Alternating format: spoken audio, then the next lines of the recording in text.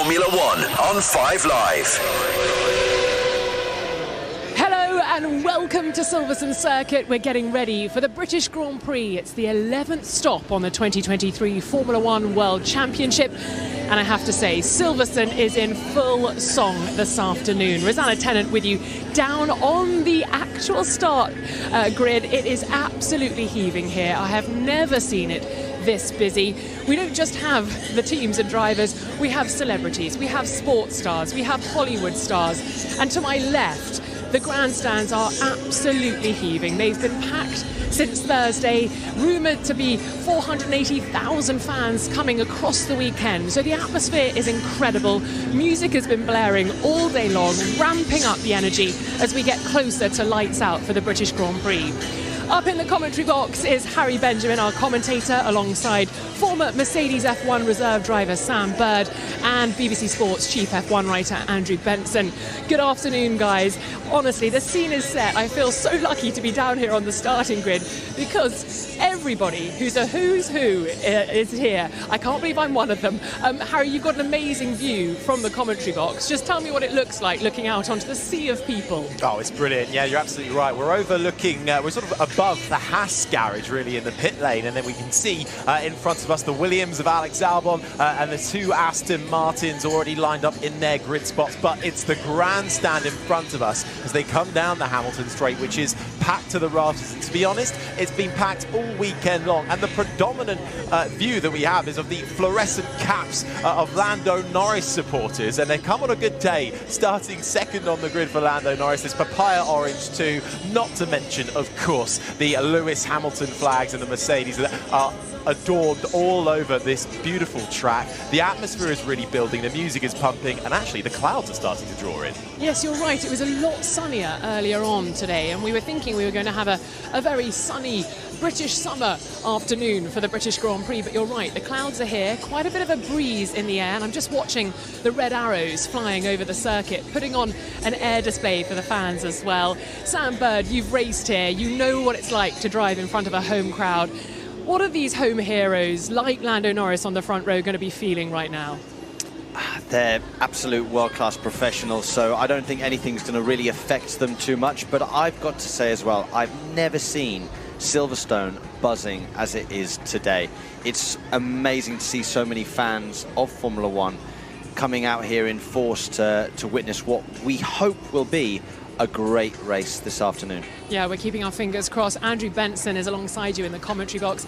Andrew, we've got Max Verstappen, our reigning world champion, current championship leader, in pole position.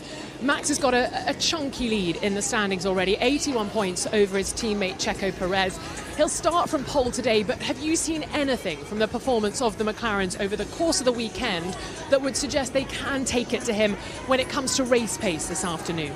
I'm afraid not, Rosanna, no. And not even McLaren themselves think that. They think that Verstappen's in a race of his own.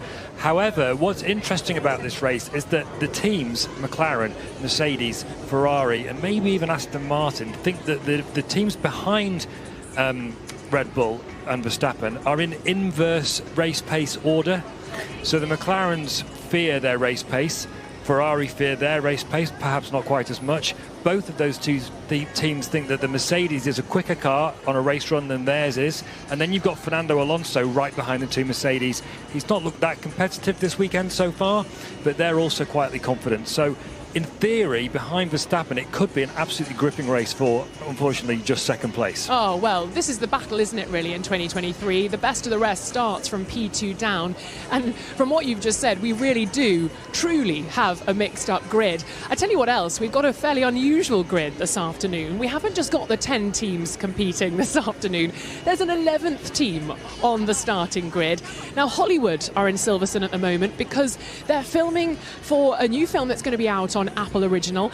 It's Brad Pitt, one of the main characters. He's going to play a Formula One driver making a comeback in the film.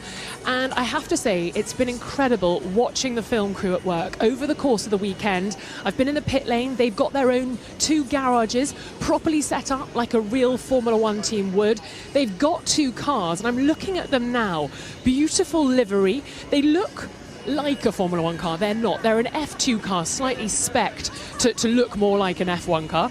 So F2 combined with F1. We've got two drivers that are actually lined up on the grid. It's not Brad Pitt behind the visor, I'm told, but the car is black with gold splashes, a little bit like the Haas cars a few years ago when they had that Rich Energy sponsorship deal, which we don't need to go into, but very reminiscent of that. Properly sponsored, these cars. They've got lots of logos on them, and they've got mechanics all working around the car as well. So it's a real sight. 2 extra cars on the grid, and as you can imagine, the media are loving it. Lots of photographs trying to capture a little bit of a Hollywood at Silverstone. I can't wait to see what they do with Formula One when they take it to the big screens. We'll have to wait a little longer for the film to be out. But yes, Brad Pitt here over the course of the weekend has excited a lot of the fans, I have to say. So they're getting a bit more for their money this weekend. Harry, I have to say, there's a lot of battles up and down the grid. Who do you think you're going to have to keep your eyes on come race start? Well, at the start of the race, it's anyone's guess. I really do think we should be keeping an eye out on those McLarens. Despite what Andrew's saying, perhaps they're worried about their race pace. The initial start should be okay for both of them, and they're not too worried. McLaren's saying they don't think they're going to drop like a stone during the race, but they have got the heavyweights behind them with Leclerc and Sainz, the 2 Ferraris right behind, and then the 2 Mercedes of Russell and Hamilton. I think actually it's Leclerc we need to keep an eye on as well. Both Ferraris seeing an improvement in form over the last couple of races, certainly in race pace. Qualifying hasn't always come together for them. Think back to Canada, where they definitely had the pace to be in the fight for the podium, but they had to do it from outside of the top 10. So have a look out for Leclerc particularly making his way through and perhaps challenging for second on the podium. Lots of battles to keep across. I'm glad it's you having to call the shots when the lights do go out. I tell you what, I've been sent a list of who's here. I said at the beginning, it's a real who's who down here on the grid. So I'm going to hand it up to you guys, because you've got an amazing viewpoint of not just the grid, but the red arrows flying over. I'm going to go and see if I can talk to some of the celebs gracing us with their presence this afternoon. Oh, good luck, Rosanna, out there. It is an absolute smorgasbord of who's who down on the grid. And as we look out of the commentary box, as we've mentioned, the grandstand is packed. We've also got a Red Bull hospitality area where just before we came on air, they had the Red Bull stunt cyclists going up and down doing all sorts of 360s. There's all sorts going on the grid, and I think, Rosanna, you found somebody. I certainly have. Sam Ryder's down here on the grid. Great to see you this afternoon.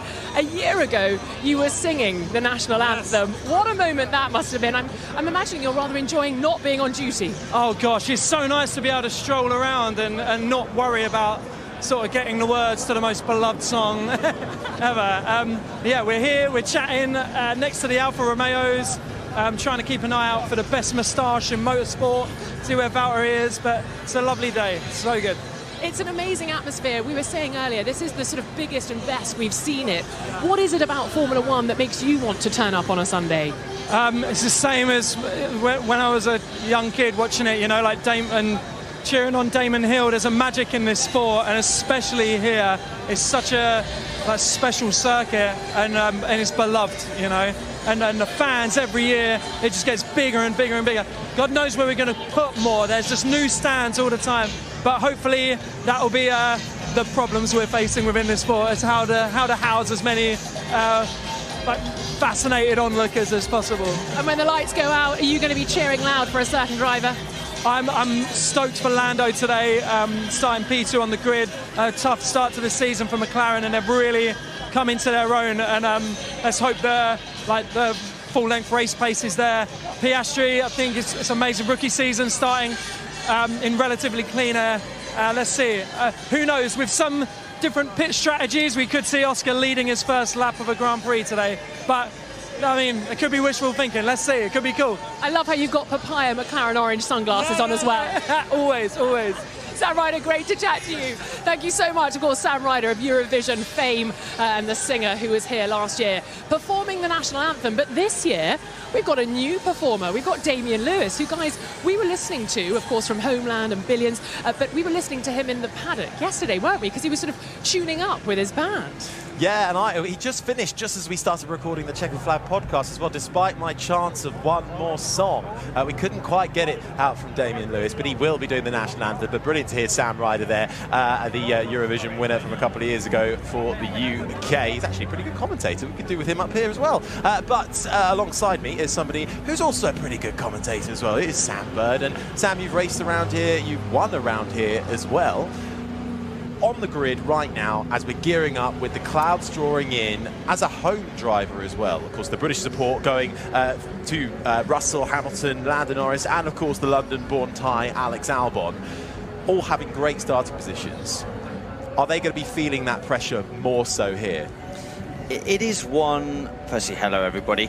It is one that the pressure does ramp up at your home race. It is one that you look forward to the most. It's one that you want to do your best result at. You want to leave Silverstone thinking, I've done everything I can in order to get the best result possible.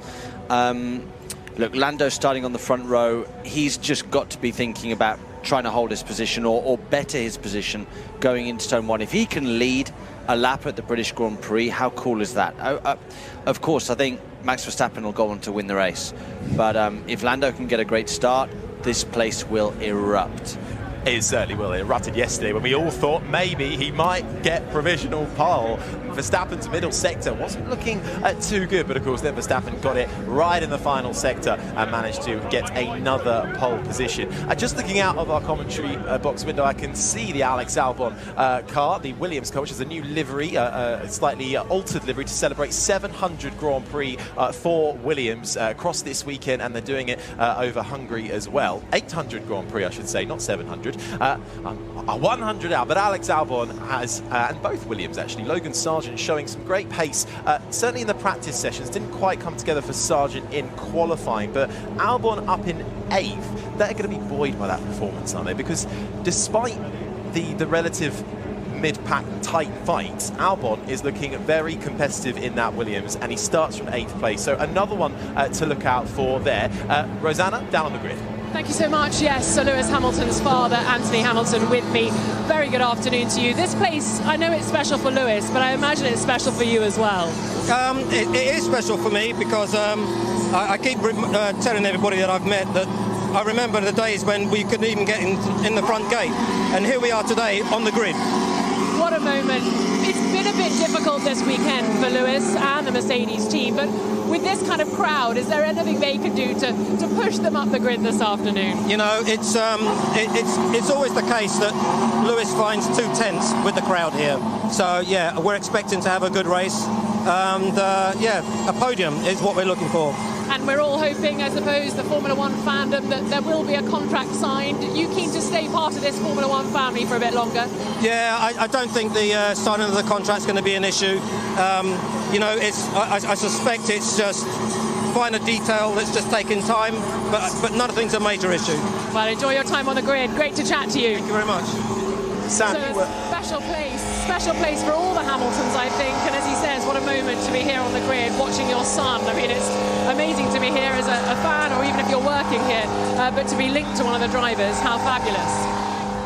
It really is, isn't it? And Sam, you worked quite closely with Lewis when he was first starting at Mercedes in your role as F1 reserve, but he's been sort of been a bit downhearted throughout practice because the rear end of both Mercedes has looked really hard to manage in these conditions around the Silverstone. You're talking about a 7-time Formula One world champion. He is not used to and not happy with being anywhere other than fastest. He's not used to it. He's used to being the quickest guy out there, and when he's not all the time, and somebody else right now is taking the limelight, and that's Max Verstappen. Max Verstappen is dominating the sport. That used to be his role, and I think that that's a difficult situation for him to be in, not starring, you know, simply qualifying 7th, a little bit anonymous in terms of who we speak about, front row starting, Lando Norris, Max Verstappen. Lewis is good enough to be right up there if Mercedes give him the best car. Well, let's hear from the man who heads up Mercedes. Rosanna's found Toto Wolff. Thanks, Harry. Yes, Toto, the crowd's incredible. Where does the car sit on that adjective scale? It's mega. I think it's the biggest race so far. I was just speaking to Ron Meadows, who's been there for 20 years, and he said it has never been this big. And in terms of the performance you're expecting today, who are you fighting with, do you think? I don't know. These cars are so on the knife's edge. You don't know whether it's going to go forward or backwards. Well, I'm assuming you're hoping forwards, but what does the data tell you? The data tell us we had a good long run, and we should be in the mix. Good luck today. Thank you. Should be in the mix. That is what we like to hear, and I think a lot of teams are going to be in the mix once you take out Max Verstappen and Red Bull. We've got 2 McLarens up there, we've got 2 Ferraris, 2 Mercedes, along with the outliers, perhaps a Williams and an Albon, but don't forget Alonso in the Aston Martin as well, starting 9th, perhaps a little bit out of position for him in his Aston Martin from what we've seen so far. But we are about 15 minutes or so away from lights out before they hurtle themselves down to turn 1. The crowd is ramping up. The atmosphere is absolutely energetic. And I think we are nearly about time to hear the national anthem, which will be sung by the man we've already talked about so far. Damien Lewis will take to the stage to sing the national anthem. And before we get all of our 20 cars underway for the British Grand Prix here at Silverstone in just a few more minutes' time. The national anthem, though. As the red arrows fly in formation over this beautiful track, 3.6 miles, just over 5.8 kilometers long.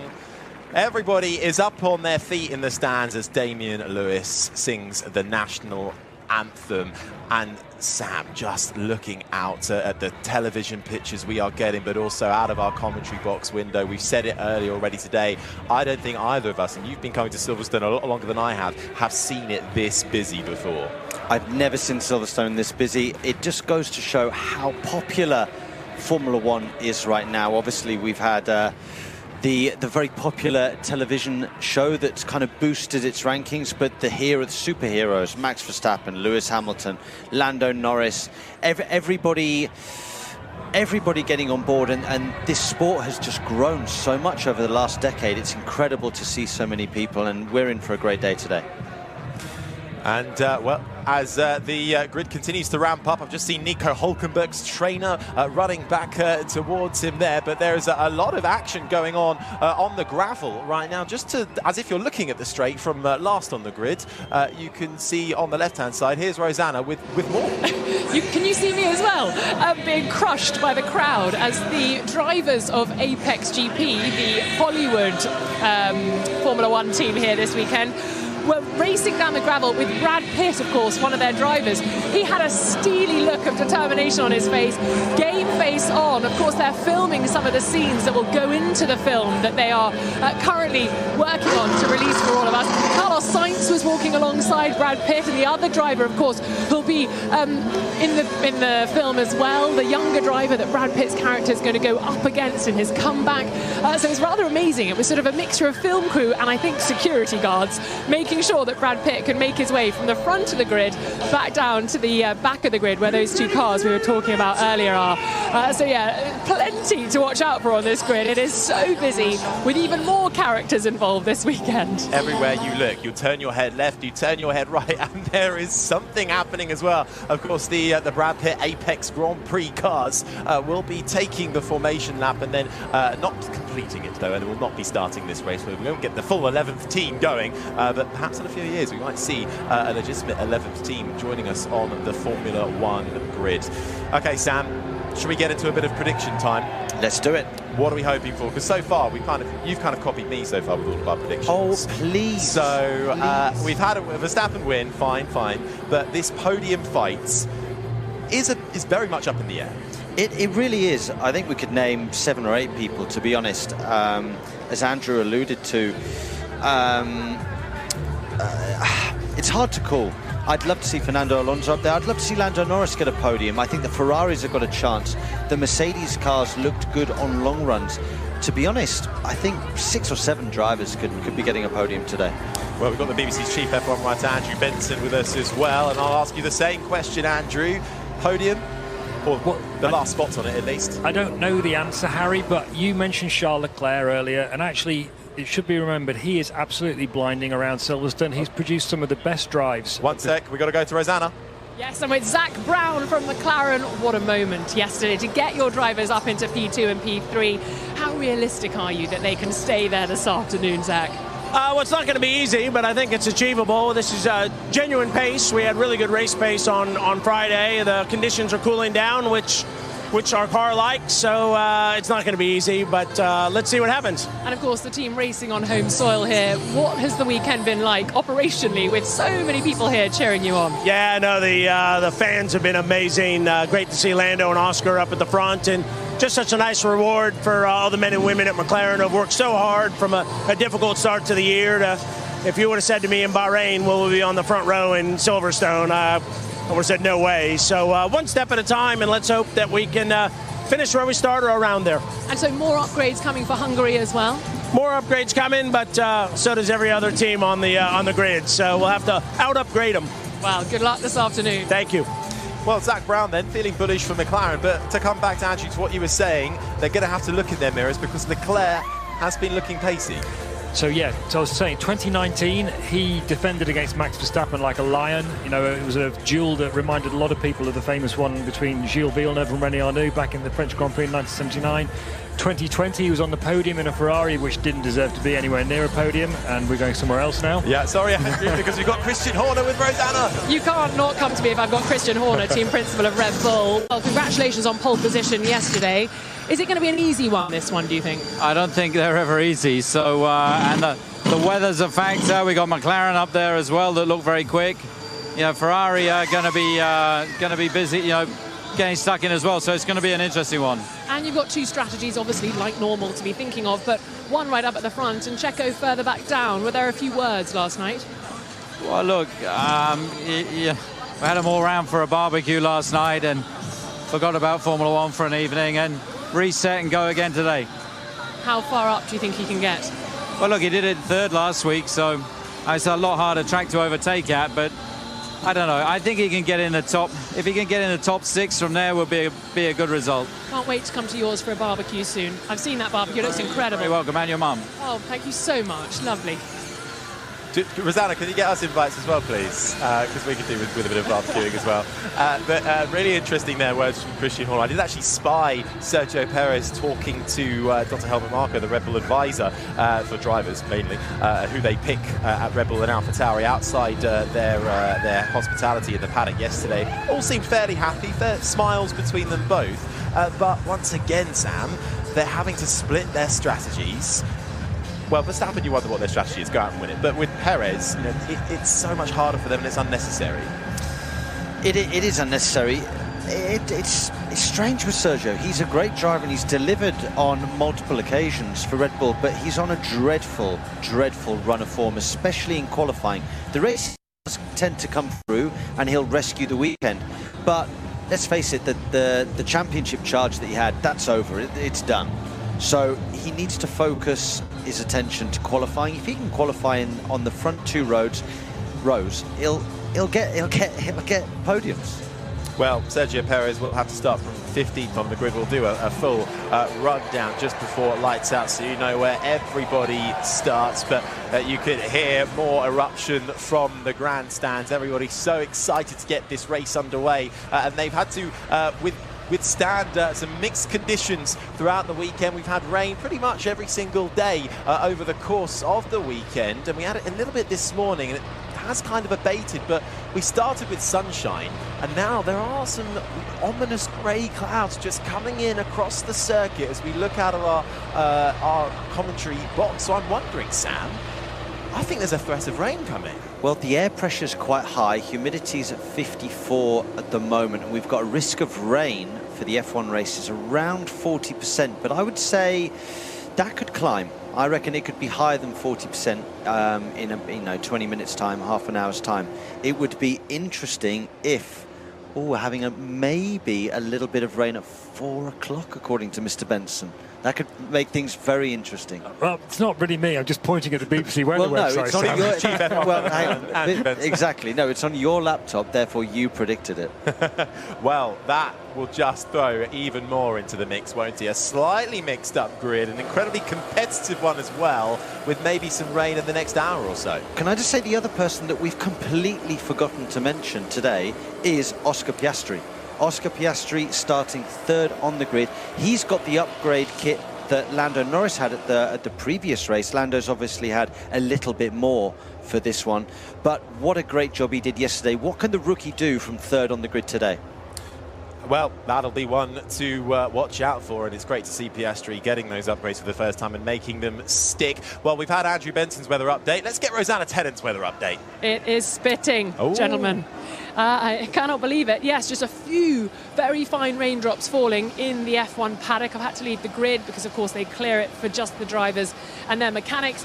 But yes, a few spots of rain, that dark cloud just over sort of Vale Club, that sort of area of the track, the last couple of turns. Very, very dark, a few little spots of rain. Will they get stronger? There's also quite a heavy or sort of strong breeze, so you'd think they'll move the clouds on quite quickly, but oh, this could spice things up.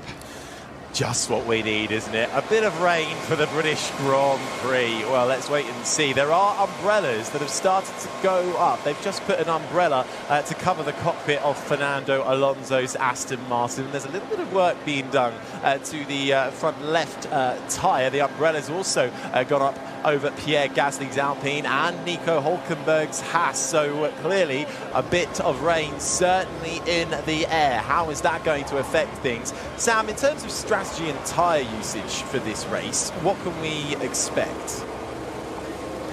Why don't we just hand that over to the person next to me who is really good at strategy? What can we expect? Well, Pirelli have predicted a two-stop on soft, medium and soft, and none of the teams agree with that. They all think it's probably going to be a one-stop on the medium and the hard. Obviously, we've got the tyres just come up on the screen now. Very few people have taken the soft for the start. George Russell's on it. Esteban Ocon's on it in 13th. Then Tsunoda and De Vries in the AlphaTauris. Everyone else on the medium or the hard. And the top 11, apart from Russell, all on the medium. So that's kind of as expected. OK, thanks for that, Andrew. Just had a message up on our race control screen saying DRS disabled as well. So perhaps ominous for the weather that's going to be inbound shortly. That's just normal. It's off for the first 2 laps of the race, remember? Yeah, but I've never seen it pop up before. Oh, no? Really? No. Unless I've just never had this screen before. Well, all right then. Well, we'll see what happens, won't we? Of course, normally, in normal conditions, DRS isn't activated until after the first few laps. And then, in wet conditions, it is not activated. But overtaking, Sam, certainly a possibility round here. And there are some good corners to do it in as well. Absolutely. You've got into turn 3, into turn 6, which is Brooklands. Copse, where obviously Max Verstappen and Lewis Hamilton collided a couple of years ago. Another good one is Stowe, turn 15, and into Vale. So we've got plenty of good overtaking opportunities. Also worth pointing out that there's a headwind down the Hanger Straight, which makes overtaking even easier into Stowe. So we should see plenty going on down there.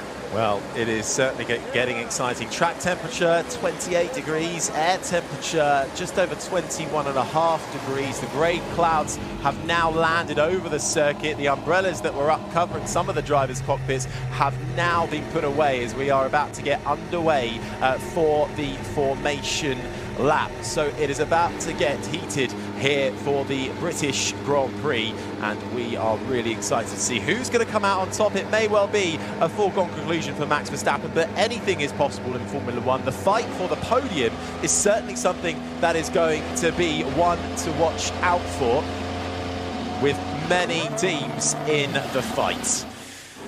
But the scene is starting to be set. The clouds have drawn in, they have arrived, and the grandstands are packed to the rafters. Almost 500,000 people here across the weekend, and all about to enjoy some spectacular racing. 52 laps ahead of us for this British Grand Prix, and the good news is we've got a Brit on the front row for these 52 laps of racing ahead of us, and it is almost time to go racing.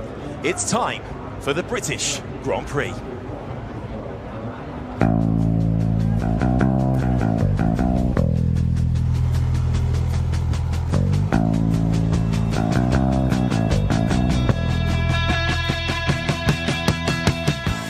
Good afternoon once again, and welcome to listeners on BBC Radio 5 Live, alongside those on BBC Sounds, BBC Radio Northampton, Sirius XM, and on the BBC Sports website and app. My name is Harry Benjamin. We're here at Silverstone for the 10th race of the F1 season. It's the British Grand Prix, and here is how our 20 drivers line up on the grid. It's a 5th consecutive pole position for Max Verstappen. Alongside him, though, is Lando Norris in the upgraded McLaren, his best qualifying of the season, and he goes just in front of his teammate, which makes it 2 McLarens in the top 3 since Monza 2021, with Oscar Piastri in 3rd, ahead of the 2 Ferraris of Leclerc and Sainz in 5th. George Russell heads the Mercedes duo in 6th, Lewis Hamilton from 7th, and Alexander Albon in the Williams goes from 8th, with Fernando Alonso in the Aston Martin and Pierre Gasly rounding out the top 10. Nico Hülkenberg is 11th in the Haas, the other Aston of Lance Stroll 12th, Ocon, Sargent 13th and 14th. The row behind them is Sergio Perez, who fails to make it out of Q3 for the 5th consecutive time from 15th in front of Yuki Tsunoda. The new upgrades on the AlphaTauri not quite paying dividends just yet. Zhou Guanyu in the Alfa Romeo goes 17th, ahead of Nick De Vries in the AlphaTauri. And the back row will be Kevin Magnussen in the Haas, who had issues during qualifying. He stopped out on track. And last will be Valtteri Bottas in the Alfa Romeo, who stopped on track in qualifying and then was disqualified for not having enough fuel left for a sample post-qualifying. And that is your British Grand Prix grid.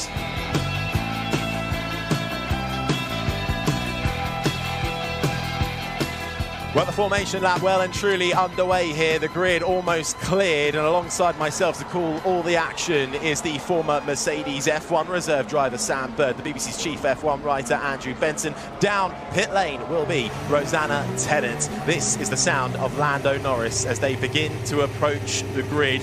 Last detail, Sam, what's going on in the cars for the drivers as they get prepared for their first proper race start in anger? Everybody now is just making sure they've got the right amount of temperature in their tyres, and on the exterior of their tyres they'll now do a couple of burnouts to make sure that the outside of those rear tyres is nice and hot. They'll then get the bite point correct on the clutch and get ready for what is hopefully a great race launch. Well, pole position, Max Verstappen has pulled up as we get to the mid-pack of the grid, and it's Verstappen who has the lead in the Drivers' Championship by 81 points over his teammate Sergio Perez, with Alonso, Hamilton and Sainz occupying the top 5. Over in the Constructors, it's Red Bull who have a massive 199-point gap over Mercedes, and there's the tight fight for second, with Aston Martin and Ferrari, Alpine rounding out the top 5. Rosanna. Well, a little weather update for you. The blue skies that we've been enjoying today have gone. There are a lot of clouds in the air, and there's rain in the air as well. A few little spots. Will they turn into something more? Green flag at the back of the pack. It's Max Verstappen in the Red Bull on pole. Lando Norris in the McLaren is alongside him. It's all eyes to the lights and foot to the floor as we go racing in Silverstone for the British Grand Prix. And it's a poor start from Max Verstappen. Norris takes the lead into turn 1. Piastri tries to fight his way through as well, but Verstappen elbows back past. It's Norris who leads here in the British Grand Prix for McLaren, ahead of Max Verstappen. Oscar Piastri is third. Cars going out into the runoff area further back, but at the moment it is Norris in the lead as we come down the Wellington Straight for the first time, weaving left, weaving right, trying to break the toe as Piastri in the other McLaren is putting pressure on the Red Bull of Max Verstappen. Ah, it's great to see, isn't it? British driver leading the British Grand Prix. What a start by Lando Norris, as Oscar Piastri is all over the back of Max Verstappen. And guess what? Lando Norris is getting a bit of a gap as Oscar Piastri goes down the inside, going into Copse Corner. Can he do it? No. Oh, but Max Verstappen runs out wide, almost picks up a bit of dirt. So much downforce on that Red Bull that he could miss the apex and still get around the corner. Max Verstappen, though, now coming back already at Lando Norris. But what a first lap from a British perspective. What a start to the British Grand Prix here. The fans are absolutely loving this. They are up on their feet. And it is Lando Norris who leads. Max Verstappen, Oscar Piastri is third in front of Charles Leclerc in the Ferrari. George Russell rounds the top 5. Sainz, Alonso, Gasly, Hamilton, Albon, the top 10. Come on, Lando, only 51 of these to go. Just keep going, keep going. But it was a difficult start for Max Verstappen, though, but he seems to have stabilised as they come round the final corner and start lap 2. And the biggest loser out of the first lap is Nico Hülkenberg in the Haas. He's lost 3 spots, down to 14th and out of any points contention for the time being, but it's early stages, as Sam said, only lap 2 of 52. How comfortable can Norris stay out there in front of Verstappen? It's not going to be comfortable. Max Verstappen's going to put on a lot of pressure over the next few laps. I think that once DRS is enabled, Max is going to make a move, but let's enjoy it while it lasts, everybody. Lando Norris is leading the British Grand Prix. Other movement in the top 10. Fernando Alonso's moved forward. Lewis Hamilton's lost a position, and George Russell has moved forwards as well, ahead of Carlos Sainz. Yeah, so it's Norris who leads then, and his gap at the moment is just about 7.5 tenths to Verstappen. Then Piastri, Leclerc, Russell, the top 5. Sainz, Alonso, Hamilton, Gasly, Albon, the top 10. Stroll, Ocon, Tsunoda, with a great start for Yuki Tsunoda. He started down in 16th, up into 13th. Good stuff from the Japanese racer. Hulkenberg 14th. Perez hasn't made any positions up from 15th. Then it's Sargent, De Vries, Zhou, Bottas and Magnussen rounds out the top 20 as we hear Lewis Hamilton down the hanger straight, currently in 8th spot. He's lost 1 position. Alonso, the big gainer, in the top 7, making 2 places up. So Hamilton now trying to get back his position from his old rival. As they make their way towards the end of lap 3, Norris now has a 1 second gap over Max Verstappen. It's just actually come down slightly over the line. Max Verstappen still holding as we get on to lap 3, which means DRS is now enabled. So that means the flap on the rear wing can now be open to give you a little bit more speed in the designated zones along the straights, only if you are within a second of the car in front of you. And now we're just getting another look at how the race started. So Sam, off the line, Verstappen struggled. Yeah, it just looked like he got too much wheel spin initially, just didn't quite get good drive, whereas Lando was almost a little bit under-engaged, got good drive, good bite, and was able to easily take the lead. As we see Lewis, is that Lewis? Yeah, Lewis ran deep into turn 3 and then didn't have it, was offline basically for 4. We're on board now with Max, and yeah, just too much wheel spin on the initial phase of the start. And Piastri was right on the inside of him to the right, coming through turn 1, which is really only a bit of a lift off the throttle for the big braking zone of turn 3. Verstappen making his way around the outside of Piastri, and that became the inside. He was able to manage to hang Piastri out to dry. This is the sound of Lando Norris, who must have had a pretty lovely view as he came through turn 1, because he had a clear track ahead of him. A sublime start for the British racer for McLaren, but that gap was about a second as they crossed the line last time around, and as we cross the line for lap 4 of 52, it's down to half a second. So Verstappen looming ominously. Further back in the pack on lap 1, Sergio Perez ran deep into turn 1, so that might explain why he hasn't really been able to gain any other movers. Sam mentioned about Lewis Hamilton. We also saw Logan Sargent, the Williams, have a little bit of bother down into turn 3, running deep along with Lewis Hamilton. So some of the reasoning there for why Sargent has dropped a couple of spots as well. His teammate Alex Albon dropped 2 spots as well, down into 10th. But as they make their way through the left-hander of turn 6, Brooklands, which becomes the right-hand sweeper, the old last turn here at Silverstone, Luffield, through Woodcote and on to the straight that approaches Copse. DRS enabled. Verstappen within half a second and closing. So McLaren's hope before the race was if they did manage to get in front of Max Verstappen, they've got good speed through the high-speed corners, Copse and Beckett's. They hope that might give them enough breathing space to hold Max Verstappen back down the hanger straight. Is that going to be the way it plays out? But they've also got good traction. I was just watching Lando Norris while on board with Max Verstappen, and through Loop and Aintree, turns 4 and 5, Lando's really strong getting back on the power, whereas Max actually looks like he's struggling on traction. I know we associate this McLaren car with quite good high-speed cornering ability and not necessarily good traction, or certainly that was the case in Bahrain. I think they've done some great work over the first 11 Grand Prix to get them to the position they're in right now. Will they win this race? I don't know, we'll find out in about 47 laps time. We absolutely will, and we will have full race coverage here on 5 Live. We'll also keep you updated throughout from day 7 at Wimbledon, and continued coverage of day 5 of the Ashes, England versus Australia, with the Test match special team over on 5 Sport Extra. I can tell you right now, England requiring 37 runs to win. Back to the British Grand Prix, down the main straight, Verstappen up through the rears, down the inside of Lando Norris, coming into Brooklands, runs a little bit deep, but Verstappen Verstappen has made his way through on Norris. Can Lando fight back with anything that McLaren gives him? On the run out through Woodcote, Verstappen has a little bit of a snap on the front end, but right now the Red Bull driver, the double champion, the Dutchman, has made his way through and regained the lead on lap 5 here at the British Grand Prix. Well, it was fun while it lasted, wasn't it? But we always predicted that that would happen.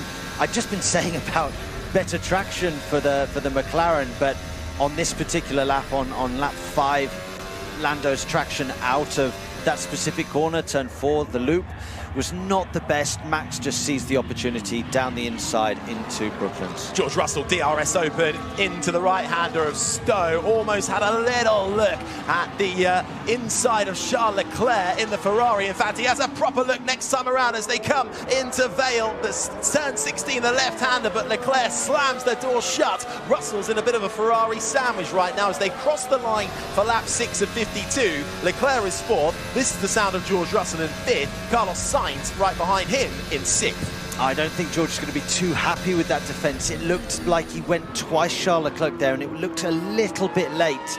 We'll see what the stewards have to say, if anything. Over at the other Mercedes car, it's... first of all, here's George. If it's not moving and the braking, I don't know what is. Well, you predicted it, Sam. They might well be having a little look at that. So George Russell frustrated. So is Lewis Hamilton, because he has been staring at the back of Fernando Alonso's Aston Martin. Well, pretty much since the start of this Grand Prix. DRS down into Brooklands. Had a little look, not close enough. Alonso placing that Aston Martin in all the right places, but up through the gears for Lewis Hamilton then, and to the approach of Cox, the fast right-hander. How close can he get up into the toe, then get into the tricky, tight and twisty technical sector of Maggots and Beckett's. Near on impossible to make an overtake there. You see that Mercedes, it doesn't make any ground when you're in the toe of another car. Okay, when DRS is open, it's a little bit quicker, but it's still quite a draggy car. Even with the upgrades that it's brought to Barcelona, it's not massively quick in a straight line. Okay, Lando, Oscar has been told to hold position. He's holding position, we go together. So that was Lando Norris then being told that he's not going to have any kind of defence on his hand from his teammate Piastri behind.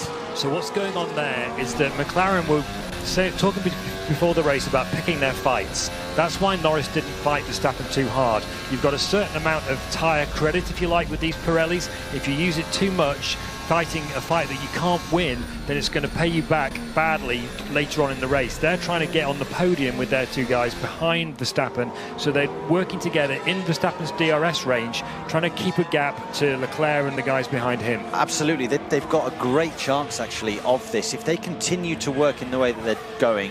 Move for Lewis Hamilton through on Fernando Alonso into the braking zone of Luffield. DRS assistance, and Hamilton makes it pretty clean and clear through on Alonso for 7th. So the gap between Piastri and Leclerc is over 3 seconds already. So if Norris and Piastri, as we've just heard, work together, they've got a strong opportunity to come 2nd and 3rd in this Grand Prix.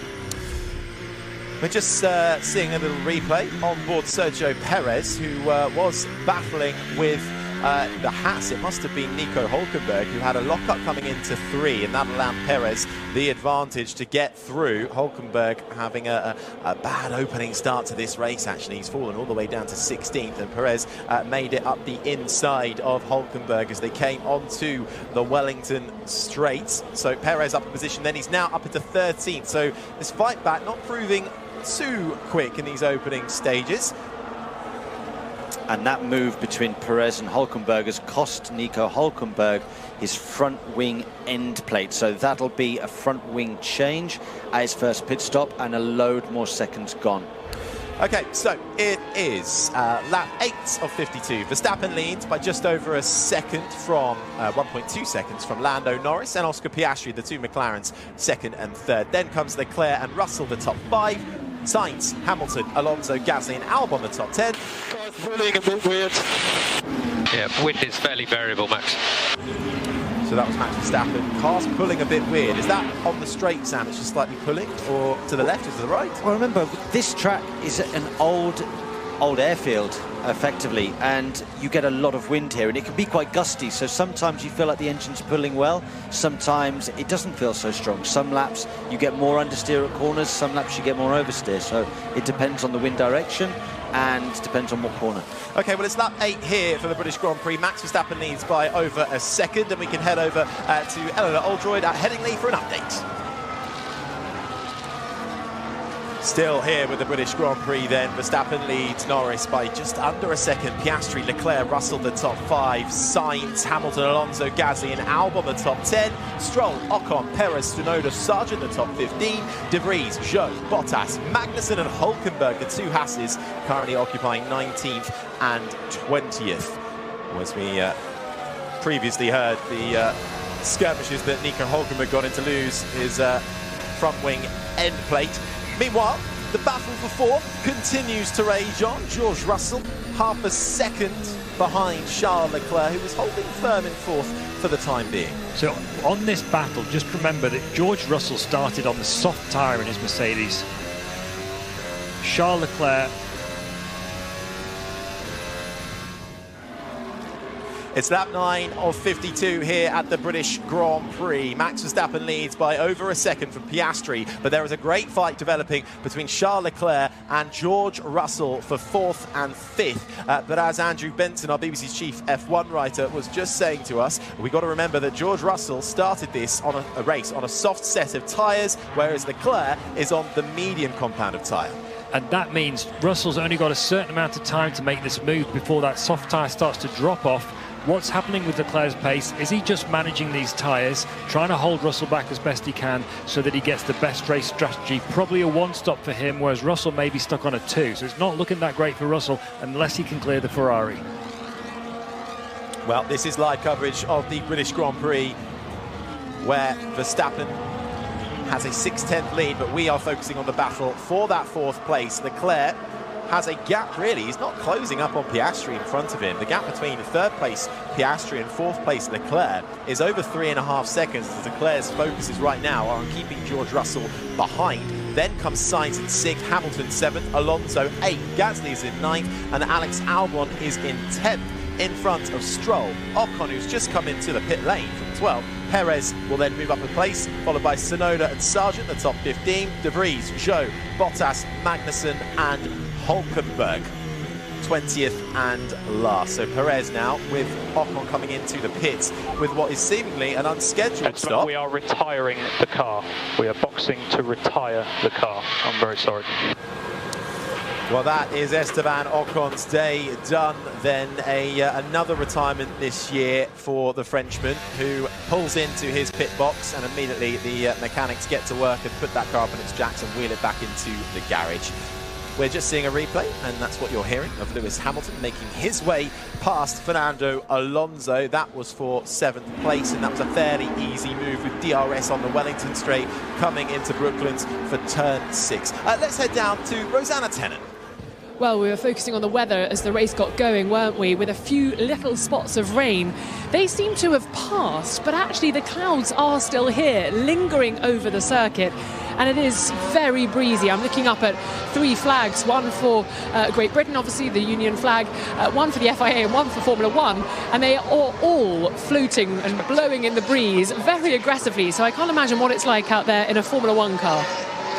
No, absolutely. Well, track temperature right now, 29.2 degrees. Air temperature, 21.3 degrees. It was a lot hotter earlier in the day before the cloud cover started to come in just in time for the start of the formation lap for this Grand Prix, the 10th race in 2023 for Formula 1. Max Verstappen leads by 1.5 seconds from Lando Norris and Oscar Piastri, the 2 McLarens, in 2nd and 3rd. Leclerc is 4th, and brother George Russell in 5th. Sainz, Hamilton, Alonso, Gasly and Albon the top 10. Stroll, Perez, Tsunoda, Sargent, De Vries the top 15, Zhou, Bottas, Magnussen and Hulkenberg, the 19 drivers that remain in this race, with Esteban Ocon having coming to the pits to retire his car. So that is one Alpine out of the race. The other Alpine up in 9th at the moment, and actually Sammy's keeping tabs with Fernando Alonso, about 6-7 tenths the gap between the Aston Martin and the Alpine. Alpine also bringing a few upgrades this weekend and feeling the pressure from the likes of McLaren especially, and of course Aston Martin from the start of the year with the jumps they were making.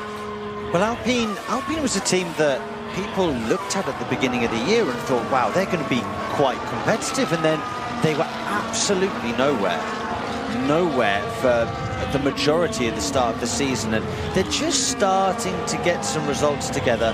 You know, it is a big team, and they've won World Championships before, back in the Fernando Alonso days of 2005, 2006. So we expect good things from them. They should be operating well within the top 10, I think, with the driver caliber they've got, with the engineering expertise, with the updates that they can bring. They should be operating well within the top 10 as we go on board with Sergio Perez, still down in P12. I did expect him to make a few more positions early doors, but that off at turn 1 didn't help. And it doesn't help when you miss the apex by 5 meters, Sergio, at turn 3.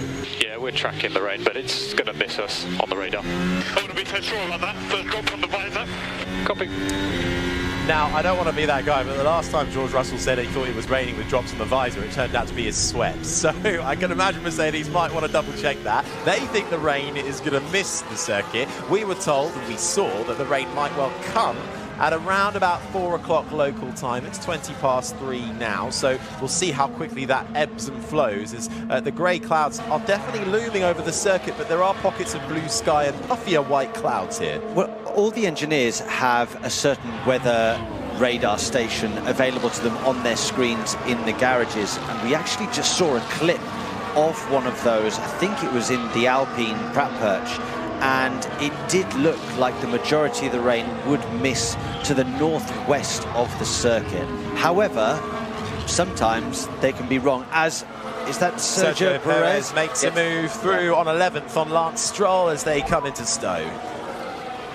Can we make plan A work currently? Yes. Yeah, I think so, for sure. Lando Norris speaking on the radio there to sort out his strategy. It's lap 13 of 52 here for the British Grand Prix. Verstappen leads by over 2 seconds, and there's been a wicket at Headingley. Eleanor Oldroyd.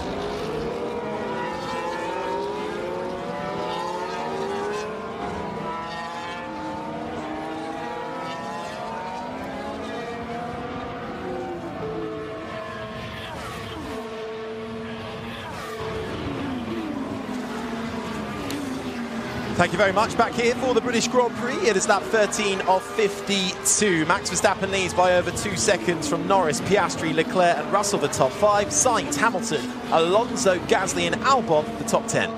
So, for a while, Lando Norris was hanging on really well to Max Verstappen, but Verstappen's just beginning to edge that gap out. It's been 3 or 4 tenths on the last 3 or 4 laps. It's now over 2 seconds.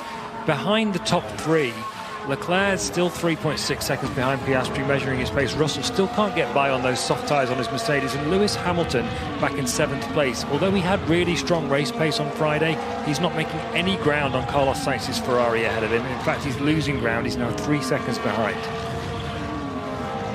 So Norris then in second in his McLaren. Wants to, well, the team certainly wants to do plan A, but first of all, here's Verstappen. Well, that's a scene that we've heard before all throughout this weekend. The wind here can really pick up at Silverstone, and Verstappen complaining about that. 2.5 seconds the gap between himself and Norris. Plan A, he's on the medium compound of tyres. We heard, it is really a one-stop race. You can make this work, and I imagine that is what Plan A is all for. Absolutely. I think that all of the front runners, or the top 4 especially, are looking towards a one-stop strategy. George Russell, though, probably looking at a 2-stop, doing something outside the box. Lewis Hamilton's pace on the medium hasn't been strong. He was quick on Friday on the soft tyre on his long run. Well, you're listening to live race coverage here for the British Grand Prix on 5 Live. We'll have live updates throughout the day as well, from day 7 at Wimbledon, and continued coverage of day 5 of the Ashes, England versus Australia, with Test Match Special Team over on 5 Sports Extra. And it is heating up quite nicely. England now require 21 runs to win, with 3 wickets remaining. But back here on BBC Radio 5 Live and our joining stations, we welcome you for lap 14 of 52 here for the British Grand Prix. Verstappen leads Norris by 2.8 seconds. Piastri, Leclerc, Russell the top 5, Sainz, Hamilton, Alonso, Gasly, Albon the top 10, Perez, Stroll, Sargent, Tsunoda, De Vries the top 15. Then after that comes Zhou Guanyu and Valtteri Bottas in their Alfa Romeos, and the two Hasses of Magnussen and Hülkenberg.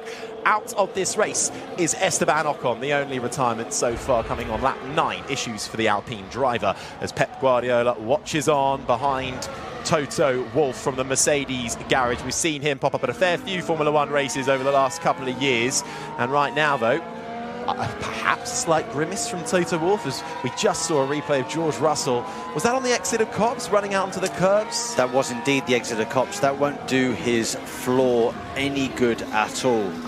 Luckily, you've got the plank. It's called the plank. It is a wooden plank, literally in the middle of the floor to protect it from hard hits like that. But the curbs, they are so harsh. They will literally carve massive gouges and holes into the bottom of planks and in the bottom of floors.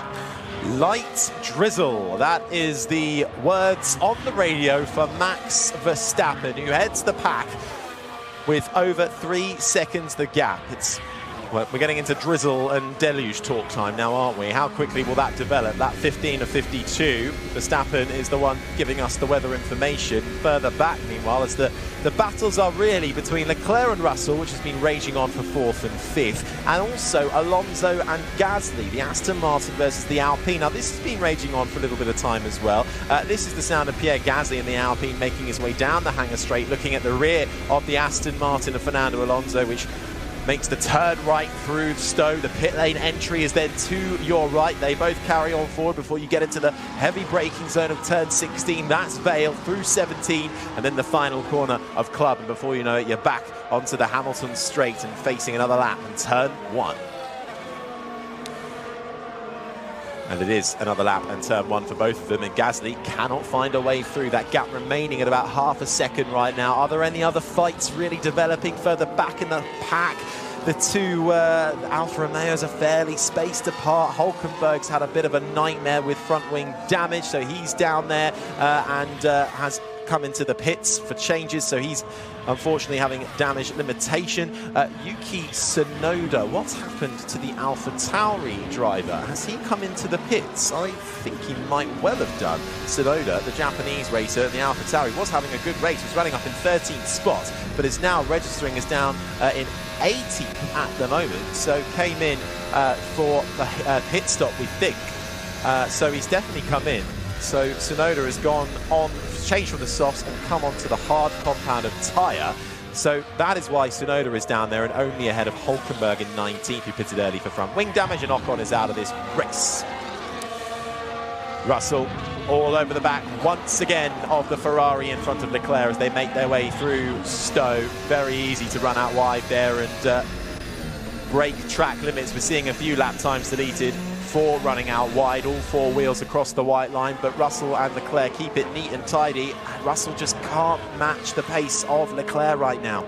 The Mercedes car, this kind of circuit right now is not their friend. It's kind of a power circuit as well as a downforce circuit. You spend so much time flat out around Silverstone, and they don't have great top speed. They're not massively quick in a straight line, or they don't get up to top speed very well. So having said Hamilton was not making any grounds on Carlos Sainz, he's closed 2 seconds on him in the last 2 laps. He's now 1.6 seconds behind the Ferrari. It looks like to me Hamilton's beginning to make his move. Maybe his pit stop's approaching. Russell's got the pace to be quicker than Leclerc on that soft tyre, but he just can't get past. So what effect that's going to have on his race, we're going to have to wait and see. Sergio Perez, a few moments ago in his fight back from 15th on the grid, has now got himself up into the points, into the top 10. He's just overtaken the Williams of Alex Albon, who has fallen outside of the points now. Christian Horner speaking to Rosanna down in the pit lane earlier, saying that, well, he's hoping Perez can get through for a top 6. But right now, it's lap 17 of 52 here at the British Grand Prix, and it's Max Verstappen who leads. He's got over 3.5 seconds in hand, has Verstappen from Norris, Piastri, Leclerc, Russell, the top 5, Sainz, Hamilton, Alonso, Gasly and Perez, the top 10, Albon, Stroll, Sargent, De Vries, Zhou, the top 15, Bottas, Magnussen, Tsunoda, who's come into the pits for a tyre change, down in 18th, and Nico Hülkenberg came into the pits for early changes to his front wing after damage, is down in 19th, and we've lost one driver from this race, Rosanna, Esteban Ocon. Do we know why? Yes, the team have just told me that it was a hydraulic leak that stopped him, so not a great afternoon for the Alpine driver, who of course scored a podium back in Monaco, but his luck not on his side this afternoon. Okay, thanks, Rosanna. So one side of the Alpine garage then not going home happy. The other, well, looking at the prospect of a couple of points, and still half a second is Pierre Gasly behind Fernando Alonso, the former Alpine driver last year, making the move to Aston Martin, who made a huge jump at the start of this year and I think surprised everybody. And we are thinking of plan B.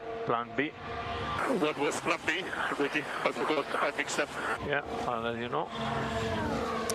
So that was Carlos Sainz then, being told, well, plan B. First of all, what is plan B? We don't know. If he doesn't know, surely. I love Ferrari with their strategies sometimes. I mean, sometimes you've got Charles Leclerc calling his own strategy, and now plan A, plan B, plan Z, plan F. They seem like they've got a lot of plans. They do plan for every eventuality. They are extremely professional, but the amount of times Ferrari go off strategy is quite remarkable. Well, the other Ferrari, Charles Leclerc, has just been told to box, and indeed in he comes to the pit lane, round the right-hander that brings you in, that basically cuts out the final 3 corners of this race. So Leclerc coming in then, he was coming in on the medium compound of tyre, and his mechanics are waiting for him. He peels into his box, the front jackman lifts up the car on all 4 wheels, and it's a nice quick change for the Ferrari driver, who's sent on his way in 2.4 seconds. So what Ferrari might be doing then, because they were both on the medium compound tyre, Charles Leclerc's gone onto the hard. Charles Leclerc will try to make a one-stop work. What Ferrari may do with Sainz is now change to a 2-stop strategy and tell Carlos, right, another set of mediums, then a set of softs to finish, and just push like crazy.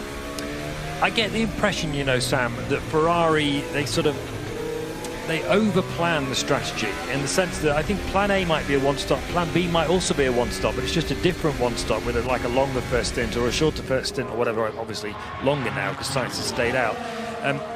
I think that whereas other teams might go plan A is a one-stop, we're aiming for lap 24 or whatever, and then they might say target -2 or target +3 or whatever. I think Ferrari, plan A, B, C, D, E, F, whatever we get to, it's just the same thing as that. It's just they give a name to each. So Ferrari pit. I guess we just stick to our strategy. Yes. No concern for the moment, Max. And that was Max Verstappen. So the only way he's seen a Ferrari pit is if he's watching the TV screen. So he's clearly feeling okay out in front. 4.1 seconds the gap. Yeah, the best drivers have a lot of brain capacity to think about other things and be able to look around, see the TV. You can actually pick up some interesting things by watching the TV as you go around. It's just interesting that where he will be watching is probably on the exit of Copse, which is a corner that's about 170 miles an hour. So, and one that he's had some bad experiences in before. Well, regardless of that, it just takes, just imagine that, everybody, 170 mile an hour, nearly flat out corner, and you've got a guy watching TV on the exit, thinking about other people's strategy and learning and thinking what he can do differently according to what he's seeing on the TV. It's incredible, the skill level of some of these guys. Going back to Ferrari's strategy, I do agree with you, Andrew. I think it's overcomplicated. You've either got a one-stop this way or you've got a 2-stop this way, and it'll be give or take a few laps, but it doesn't need to be A, B, C, D, E, F, and because then you can worry about if you've picked the right one of 10. Lando, how many laps can we do at this pace? I'm happy, it's consistent. I can maintain this for now. Understood. See, that's clear. You know, right, Lando, what can you do with this tyre? I can carry on. Okay, fine, great. You carry on then. When we see the pace drop off, we'll box you and we'll go to the hard compound tyre. But with Ferrari right now, planning so many eventualities, it can lead you down the wrong path also very quickly as well. That's just my view. So Leclerc pitted then and came out on the hard compound of tyre in 12th spot at the moment. So nobody else has jumped into the pits as a response to that just yet. It's lap 21 of 52 here at the British Grand Prix. Verstappen leads by 4.6 seconds from Norris and Piastri in the McLarens, occupying second and third. Russell and Sainz, the top 5. Hamilton and Alonso, the top 7. But Gasly has been chasing down Alonso for that 7th place for the last few laps. Can't quite get close enough to the Aston Martin in front. Perez is now up into 9th. His climb from 15th continues. Albon up into the top 10. Then it's Stroll. Leclerc in 12th, having pitted onto the hards. Sargent, De Vries, Zhou is the top 15. Bottas, Magnussen, Tsunoda and Hulkenberg, the 19 drivers still remaining in this race. Esteban Ocon in the Alpine, the only driver that has retired. Now, Leclerc coming in has released Russell on the softs, but I think the damage has already been done for George Russell on those soft tyres by not being able to get past Leclerc in the first, well, 10 laps of this race. I would say so, yes, because right now George Russell will be running out of tyres, especially that front left will have taken a real pounding behind Charles Leclerc. Basically, when you're stuck behind another car, you lose a little bit of your front downforce, and this circuit is so front left dominant. You've got Copse, you've got turn 1, you've got Maggots, Beckett, you've got Stowe, all very heavy on the front left usage. Yeah, it's the 5th longest track on the calendar, this the British Grand Prix, the 74th British Grand Prix. Lap 22 of 52. Max Verstappen has the fastest lap as well, so he is enjoying things out there.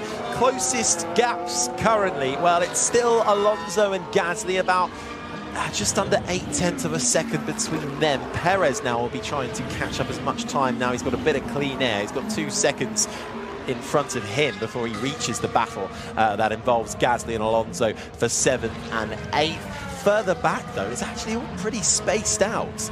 So it's not quite as tight, I think, as we would like it in that mid-pack. But still, strategy to unfold here. We're monitoring Leclerc's progress. Now he's come into the pits, a few laps to go, and changed onto the hard compound of tyres. And he is closing on Stroll. He's about 2 seconds behind him at the moment for 11th. He's not going that quickly, though, Harry. He's lapping in 1 minute 32.8, which is...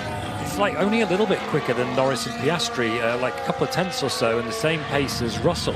So either he's got a problem or he's being super careful with those hard tyres after coming out of the pits. Well, right now, if Russell did pit, he is predicted to come out just in front of Leclerc, only by a whisker, about a 10th. And then, well, Leclerc with more heat into his tyres, more grip, might well be able to make the move. But it is nip and tuck between Russell and Leclerc right now, as long as Leclerc is still making very small inroads on Lance Stroll, but not big enough at the moment. It's now down to just under 2 seconds. Leclerc pitting onto the hard compound of tyre. Everybody ahead of him hasn't pitted. They're all on the mediums, bar George Russell, who his fight is with, who started this race on the soft compound of tyres.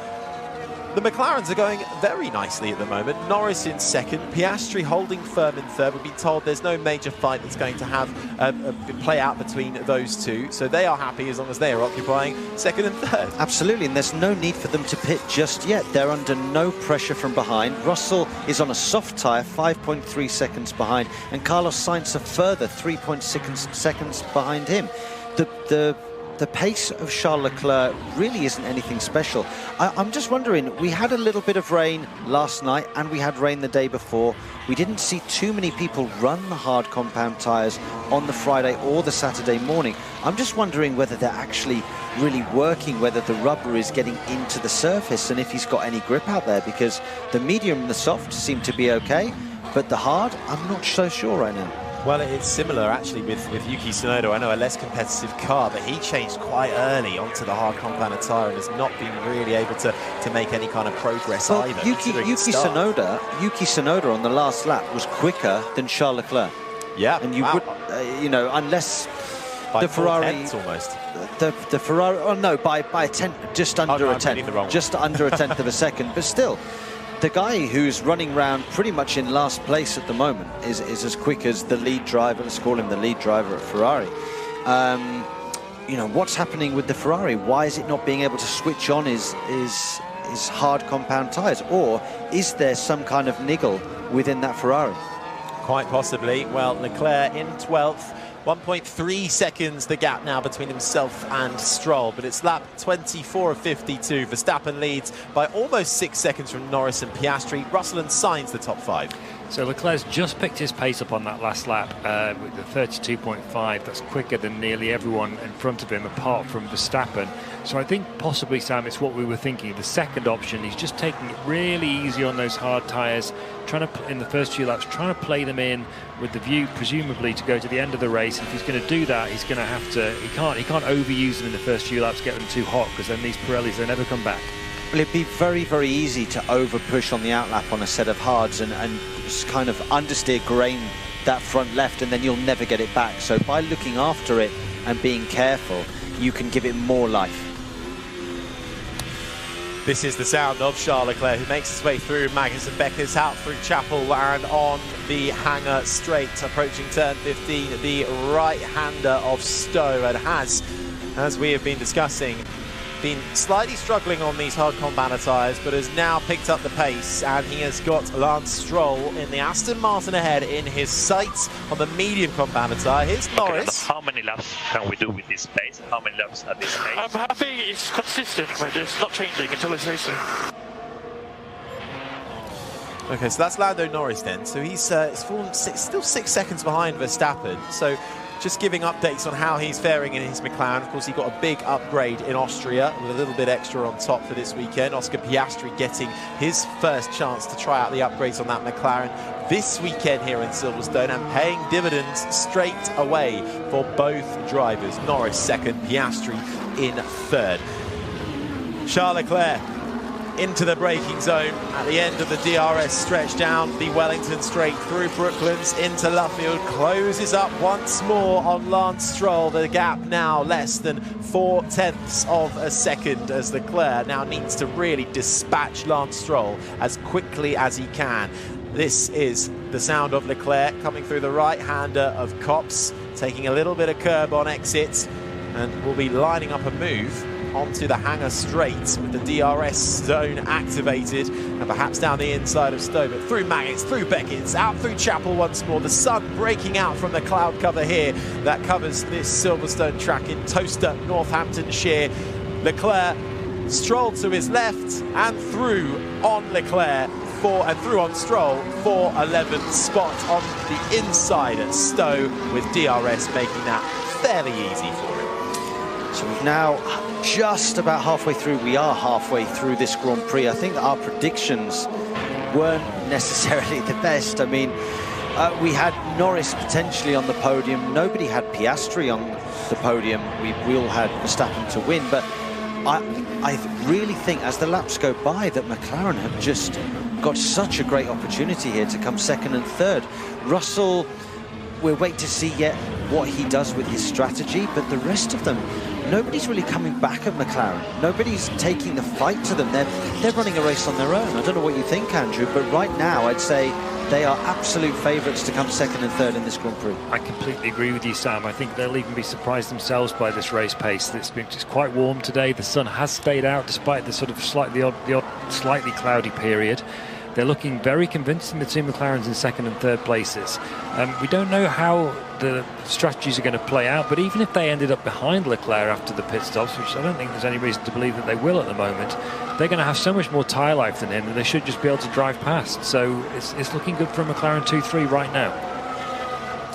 Carlos Sainz in the Ferrari, currently in 5th spot, has been told to box, and he slams onto the brakes to try and get the pit limiter on as he hits the white line. The front wheels lock up as smoke erupts from them, but he gets it slowed down in time and comes trundling down the pit lane. The sun bouncing off of that Ferrari as he now makes his way into his pit box. The mechanics get to work up onto the jacks, all 4 wheels off, all 4 wheels back on, and he's changed from the medium and onto the hard compounder tyre, and it's a carbon copy stop from what Leclerc had a few laps ago. 2.4 seconds. Good work from the Ferrari pit garage.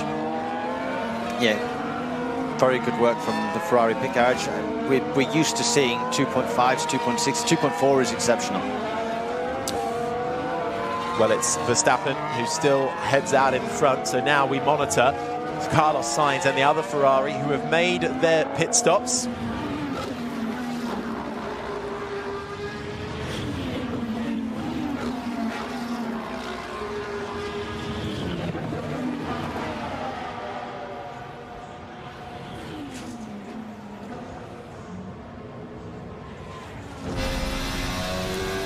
Thank you very much. Well, welcome back to our listeners on BBC Radio 5 Live, alongside those on BBC Sounds, BBC Radio Northampton, Sirius XM, and on the BBC Sport website and app. It is hard tires looking on others. Hard tire doesn't look amazing, but it's our best option. That was Lando Norris talking tyres. It's lap 28 of 52. Verstappen leads by over 7.5 seconds from Lando Norris and Oscar Piastri. Russell, Hamilton, Alonso, Gasly, Perez, Albon and Leclerc the top 10. Stroll, Sainz, Sargent, De Vries, Bottas, Magnussen, Tsunoda, Zhou and Hulkenberg, the remaining drivers. Here's what's happened in the last few laps for those who have been away. Charles Leclerc came into the pits and changed onto the hard compounded tyres. Struggled initially for pace. That is now starting to ramp up as he continues his fight with George Russell, who has yet to pit, still up in fourth on the soft compounded tyre. The other Ferrari of Carlos Sainz has just also been into the pits as well and changed onto the hards, and he's come out in 12th spot. The battles are still raging on between the likes of Alonso in 6th and Gasly in 7th, but pit stops starting to play a factor here as Verstappen extends his lead now to 8 seconds the gap. My name is Harry Benjamin. Alongside me is the former Mercedes F1 reserve driver and Formula E racer Sam Bird. Down in the pits is Rosanna Tennant, and we also have the BBC's chief F1 writer Andrew Benson. Do you know what? Obviously McLaren strategists have so much more data than I do, but they just told Lando Norris that the hard tyre's their best option. George Russell has gone beyond half distance on a full tank of fuel on the soft tyre. Is the hard that's not looking that great, they said, really the best option for them? I wonder. Maybe it's going to be the softer the first stops for some of these drivers.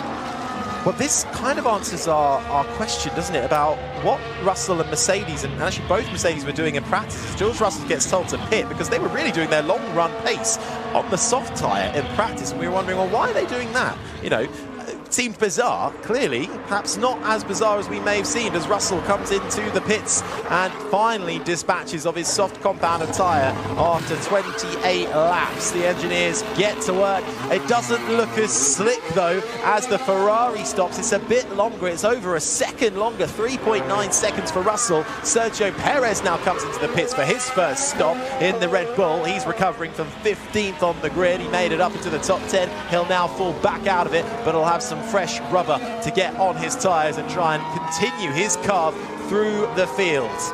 Here's Oscar Piastri, and he's just been told to box as well, and we're seeing that Sergio Perez has come onto the soft compounded tyre as he comes out of the pits. Now, what is Oscar Piastri going to do? What are they going to do with that McLaren? If I were him, I'd be going onto the soft tyres. George Russell has absolutely proven to everybody you can do a half stint on a set of softs, and that's with a car full to the brim of fuel. Come on, McLaren, go to the softs. All right then, well, we'll wait and see what McLaren's move will be with Piastri coming into the final sector now. He is going to be the first to try, and the mechanics are coming out of the McLaren box, but they're not coming out with soft, Sam.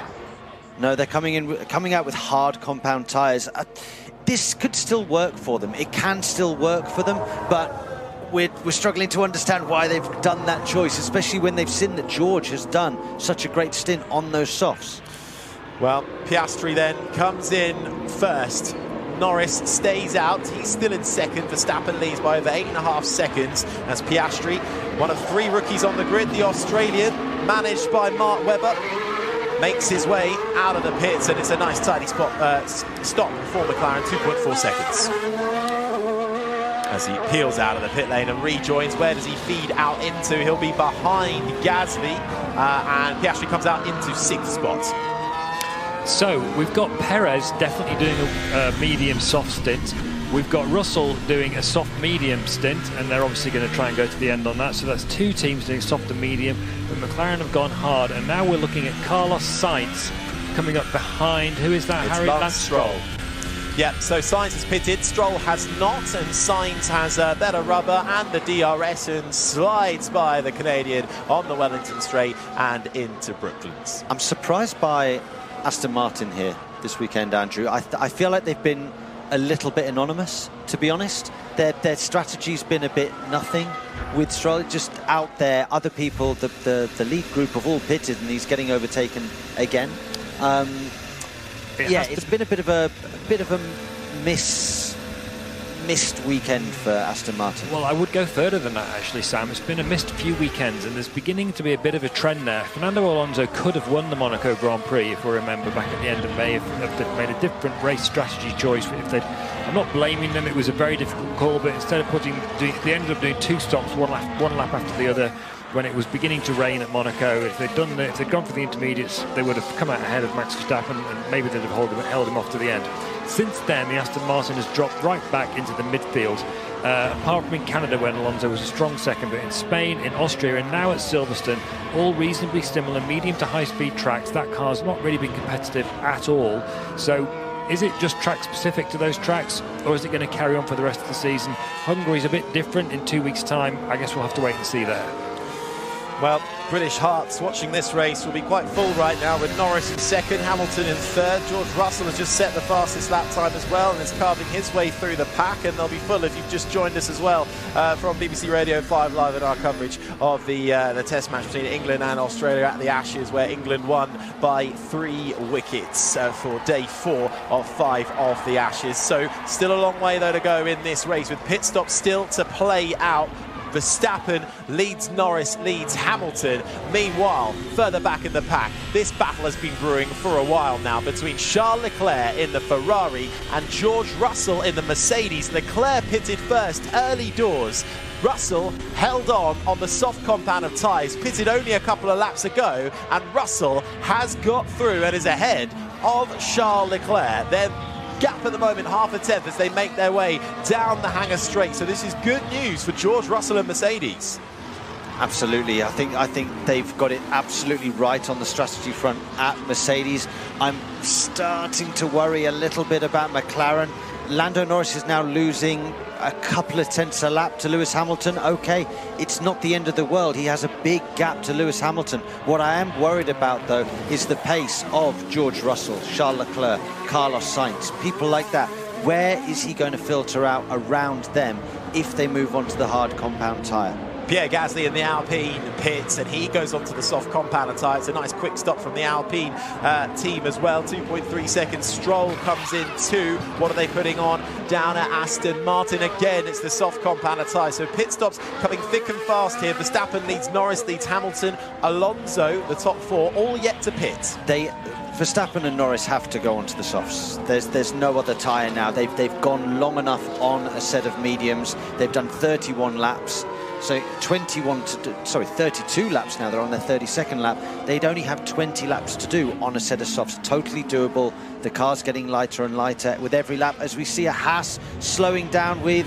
It's Kevin Magnussen, and fire comes out at the back of that Haas as he pulls onto the left-hand side. Now they have to pit now. Verstappen and Norris will have to pit now. This could well bring out a safety car. It's straight away a yellow flag. Let's hear from K-Mag. I think he said his engine died, didn't he? But that's brought out the virtual safety car then. That reduces the time lost in the pits. So this is crunch time now for those who haven't pitted, as Kevin Magnussen clambers safely away from his car. Verstappen, Norris, Hamilton, Alonso. It's time to make your move. Rosanna in the pits. Yes, lots of teams and drivers are going to be wondering whether to come in or not. Just having a little look, there is a Ferrari in the pit lane. Charles Leclerc now pitting. So who's going to go for it? Charles Leclerc's in. Alex Albon's in as well from P6 in the Williams. Could this be a good day for him? Russell's passed him out on track. Charles Leclerc into the pits. The tyres come off, the tyres go on. He's got medium tyres on now, so he's got rid of those hard tyres, which were not helping him, especially when George Russell overtook him a couple of laps ago. So Leclerc, though, but hasn't pitted onto the soft compound tyre. He's gone onto the medium compound tyre, which I can't understand. And he's just come out behind Alex Albon in the Williams, who has come onto the soft compound tyre. No, he hasn't come onto the soft compound tyre. Leclerc, though, interesting manoeuvre there. He has done, yes, I was correct. The Albon out then. So Norris also been called into the pits, and he is coming in. This is the sound of Lando Norris, but he's having to trundle round, though, under the virtual safety car, losing time. Absolutely. This works, I think, extremely well as well for Lewis Hamilton. Safety car. Full safety car. Full safety car. Verstappen, I think, is just being told to box as well. Okay, so lap 33, and it's all been flipped on its head, Andrew. Yeah, so it probably doesn't matter now, but it's interesting. Verstappen and Norris had gone past the pit entry when the virtual safety, before the virtual safety car was called. Hamilton and Alonso, though, hadn't, and they chose not to pit. I don't know why. It was a really strange call, I think, but I think they'll both follow. Yeah, Norris is, and I think Hamilton will probably also follow Norris and Verstappen into the pits here. Verstappen leaves his pit box, and he does go onto the soft compound tyre. It's a 2.7 stop for him. Norris coming in now. Let's see what they've got. And it looks like they haven't got the softs out, Rosanna. Yeah, maybe a little bit of confusion then as the teams and drivers have to react. Max Verstappen made his pit stop, 2.7 the time. Lando Norris in. An amazingly quick stop from McLaren there, a 2.2 as Mercedes get ready to welcome Lewis Hamilton into the box. Is this going to be a good stop and clean? A little bit slower there, maybe. And he's got the soft tyres on there. 3.2 the stop time for Lewis Hamilton. Lewis Hamilton going onto the softs. Why did Norris not go onto the softs? McLaren putting a set of hard compound of tyres onto that McLaren, which is very difficult to understand the reasoning for that. Verstappen has come into the pits and back out again, and he still leads this race. Lewis Hamilton is ahead of Oscar Piastri in third place, legitimately now on the road because of the timing of that virtual safety car. Okay, so Verstappen leads, and he's pitted, and he's come out to the soft compound tyre. His signs. The positions on the tyre they are in. Quickly, Ricky, quickly.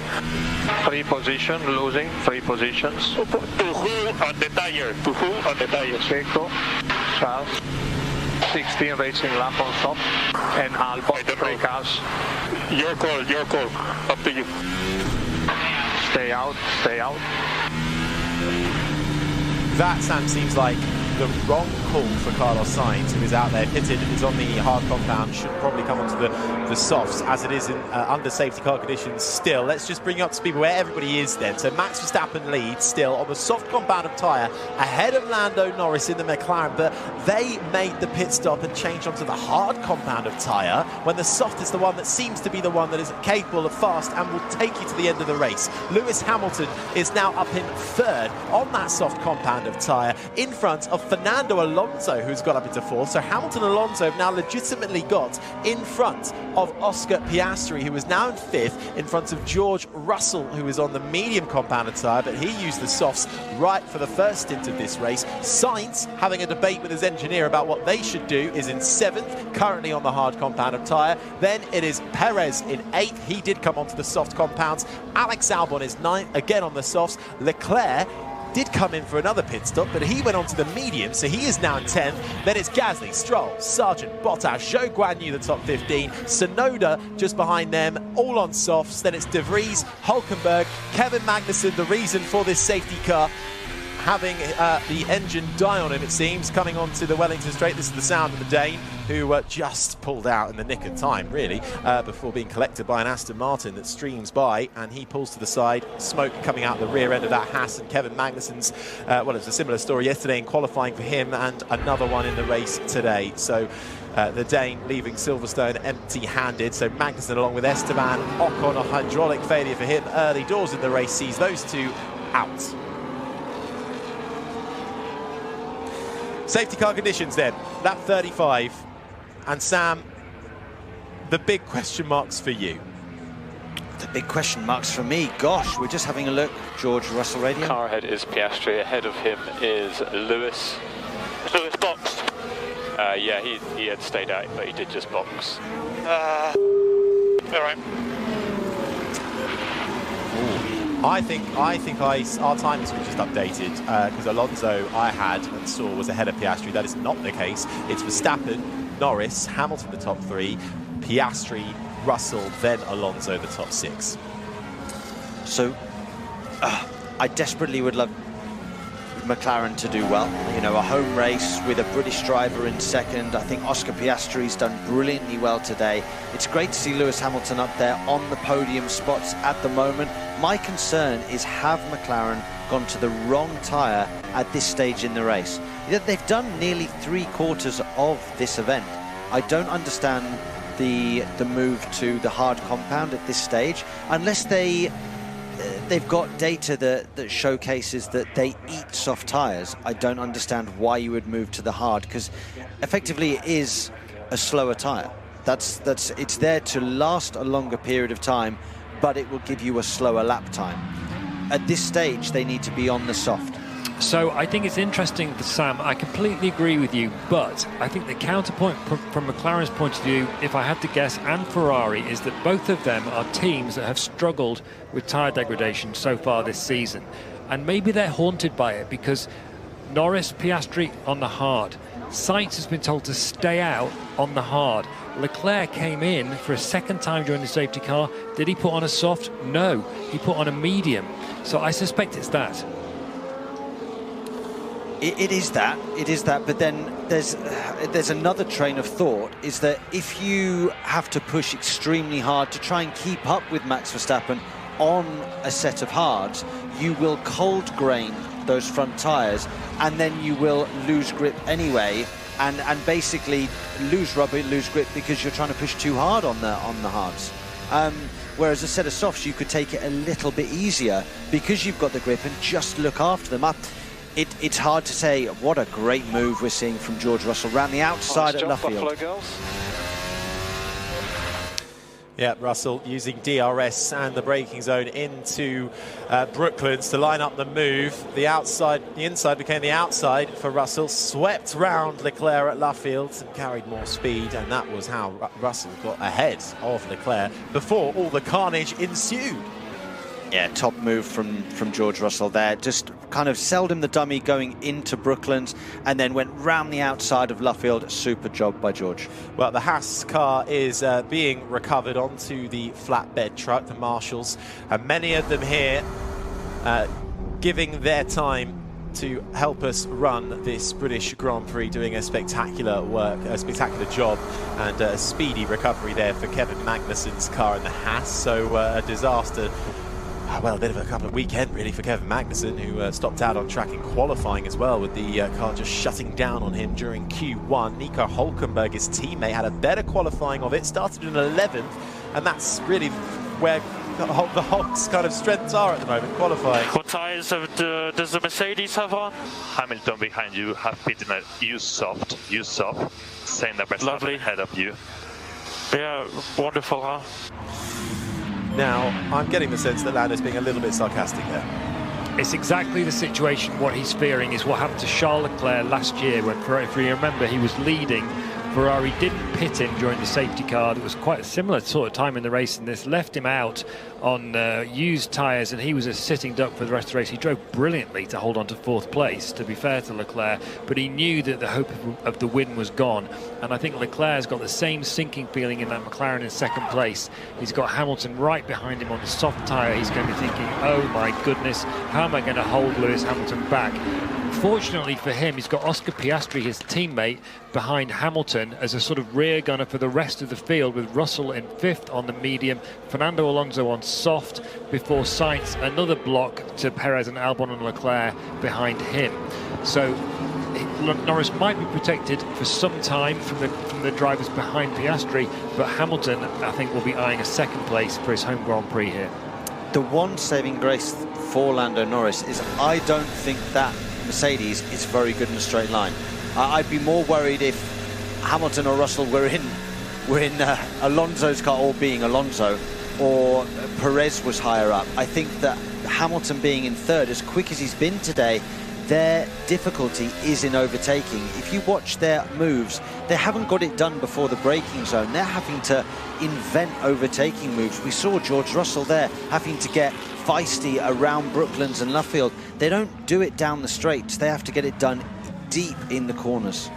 Well, you mentioned this was a power track as well, both of them having Mercedes power units in the back. But it's also the package, so the effective drag of the vehicle itself. I feel like the Mercedes doesn't get down the straights particularly well. And we saw the same with actually the McLaren at the beginning of the year. They've improved their aero package and their drag, but the Mercedes, I still feel like it's a draggy car. Well, we are still under safety car conditions here at the British Grand Prix. It's lap 37.52. Max Verstappen has the lead. And if you are joining us from the cricket coverage, well, British hearts will certainly be full. England winning, beating out Australia by 3 wickets on day 4 or 5 of the Ashes. And a warm welcome to all of our listeners, not just on BBC Radio 5 Live, but also on BBC Sounds. And we are status 4 till the end. Yeah, I will push this. BBC Radio Northampton and on the BBC Sports website and app. That was just Carlos Sainz on the radio there, who is negotiating with his team about strategy. It sounds like they're going to stay out then on the same tyres that they are already on, which is the hard compound. So track limits there for the safety car. I think that the race director needs to give him a black and white flag, or at least report him to the stewards. Yeah, well, we've had quite a fair few laps on the safety car now. It is now clear, though, in track sector 5 and sector 6. So that is where Kevin Magnussen's Haas was being recovered. So I'm hoping that this will be the last lap under safety car conditions. And just as I say that, thank you, race control, safety car in this lap. So Max Verstappen will allow Bernd Maylander to get away in the Mercedes safety car and peel into the pits, and then Verstappen will have control. Well, what we effectively have now is a 14-lap sprint race. Bring it on. Pretty much. So we've got Verstappen, from Norris, from Hamilton and Piastri, all on different compound tyres. This could be extremely interesting. Yeah, as you say, it is Verstappen, Norris, Hamilton, Piastri, the top 4. Then it's Russell, Alonso, Sainz, Perez, Albon, Leclerc, the top 10. Gasly, Stroll, Sargent and Bottas, the top 14. Tsunoda, De Vries, Hulkenberg and Zhou Guanyu, the 18 drivers still left in this race. We have lost Kevin Magnussen in the Haas and Esteban Ocon in the Alpine. And it will be a sprint to the finish here for the British Grand Prix as they are weaving left and right underneath safety car conditions to get heat into their tyres. Verstappen will allow Bernd Maylander, the safety car driver, to get away from him as they come through Maggots and Beckett's, through Chapel, and then one more straight to go on the Hangar Straights. When do you go, Sam? You go when Max Verstappen buries the throttle, basically. You know, Lando's got to stay with him. He's got to be thinking about attacking Max and not worry about Lewis. If he gets after Max, he won't need to worry about Lewis. That's the important thing. As Max Verstappen goes, and Lando Norris has been caught napping a little bit by the fact that Max probably went earlier than he thought he was going to. Yeah, he went before they even made it to the right-hander of Stowe. So Verstappen is away and well then. Norris with a bit of a gap to catch, but he's kept Hamilton behind him. Piastri is in 4th, then comes Russell in 5th, but Hamilton is all over the back of Lando Norris as they come streaming through the right-hander of turn 1, Abbey, and then quickly through Farm before you're into the first proper braking zone, the right-hander of Village. Then comes the loop and onto the Wellington Straight, but it's Norris in the chrome papaya McLaren that currently has the gap over Hamilton. DRS will not be activated on the straight. Norris moves to the left-hand side to defend. Hamilton right behind him in the tow. Hamilton is forced to go round the outside of Brooklands. That becomes the inside of Lovefield. Can Hamilton do what Russell did on Leclerc before the safety car? No, he cannot. Norris forces him out and leaves him in the dust, but Hamilton seems to have the better exit through onto the approach of Cox. Has a little look for Hamilton, but Norris defends to the inside. He holds on for second, but Hamilton is right there with him. The grip advantage on the soft tyre is absolutely crazy. Lewis is able to take tighter radiuses and carry higher minimum speeds through the corners. However, Lando has hung on in what was a really critical phase of that restart. His soft tyre, his hard tyre, will be up to temperature now. Can he get his head down and try and find a way of pulling away from Lewis Hamilton? Verstappen leads, then Norris, Hamilton, Piastri, Russell the top 5, Alonso, Sainz, Perez, Albon, Leclerc the top 10. Stroll has just got Gasly for 11th, Sargent is 13th, Bottas, Tsunoda the top 15, Hulkenberg, De Vries and Zhou, the 18 drivers still in this race. We've lost Kevin Magnussen and Esteban Ocon. The fight well and truly on then for the podium places. Lando Norris on the hard compound of tyre, struggling to keep ahead of Lewis Hamilton, who is on the soft compound of tyre, and this was all instigated by the fact that George Russell was able to do half race distance near enough on the soft compound of tyres. Back onto the Wellington straight then, but Hamilton actually isn't as close as he was last time around, but under braking catches Norris nicely in the corners through Luffield. He'll have the inside 9. Norris runs a little bit deep. It's a drag race up to Copse. It's Hamilton on the inside in the Mercedes. It's Norris on the outside in the McLaren. Who's going to yield first? The right-hander of Copse beckons, but Hamilton yields. He lifts his foot off the throttle and allows Norris to skate through. See, that Mercedes is just not fast enough in a straight line. And also, I don't understand the choice of tyre on Lando Norris. Sorry, but I don't get it. He's under so much pressure from a guy on soft tyres. He's on the hard. Russell radio. McLaren is so got those hards. Well, I mean, that's apparently the McLaren is quick on the hards, but I mean, Lewis Hamilton is putting Lando Norris under all sorts of pressure. It's great to see two British guys out here fighting for second and third, but by all this fighting, they're just letting Verstappen disappear into the distance.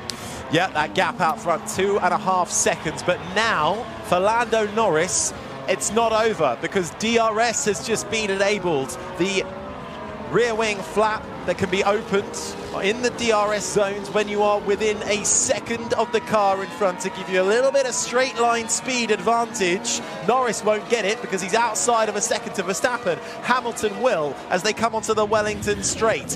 Hamilton not close enough on this time around. Piastri's hanging on for 4th ahead of George Russell, who is within a second. Alonso in 6th, keeping Sainz at bay. Then Perez, Albon and Leclerc still down in 10th. This is the sound of Lance Stroll further back, and this was the move on Pierre Gasly for 11th round the outside at Stowe. Yeah, we're on it, mate. Stay calm. So that was Stroll running all 4 wheels across the white line and making the move stick, Sam. Yeah, he will have to give that position back. He's overtaken the car by going off the circuit and rejoining, so Lance Stroll will have to give that position back. And that incident has actually been noted by race control. It'll be okay if he gives the position back. But he hasn't. No, but if he does, they'll not do anything about it. So he needs to give it back and quickly. The other driver that I think should have made up more places today is Sergio Perez. He's sitting 8th at the moment on the soft tyres, got Carlos Sainz on a set of hards in front of him. Yeah, and as you say that, though, that gap is getting a little bit closer between Sainz and Perez, half a second between them.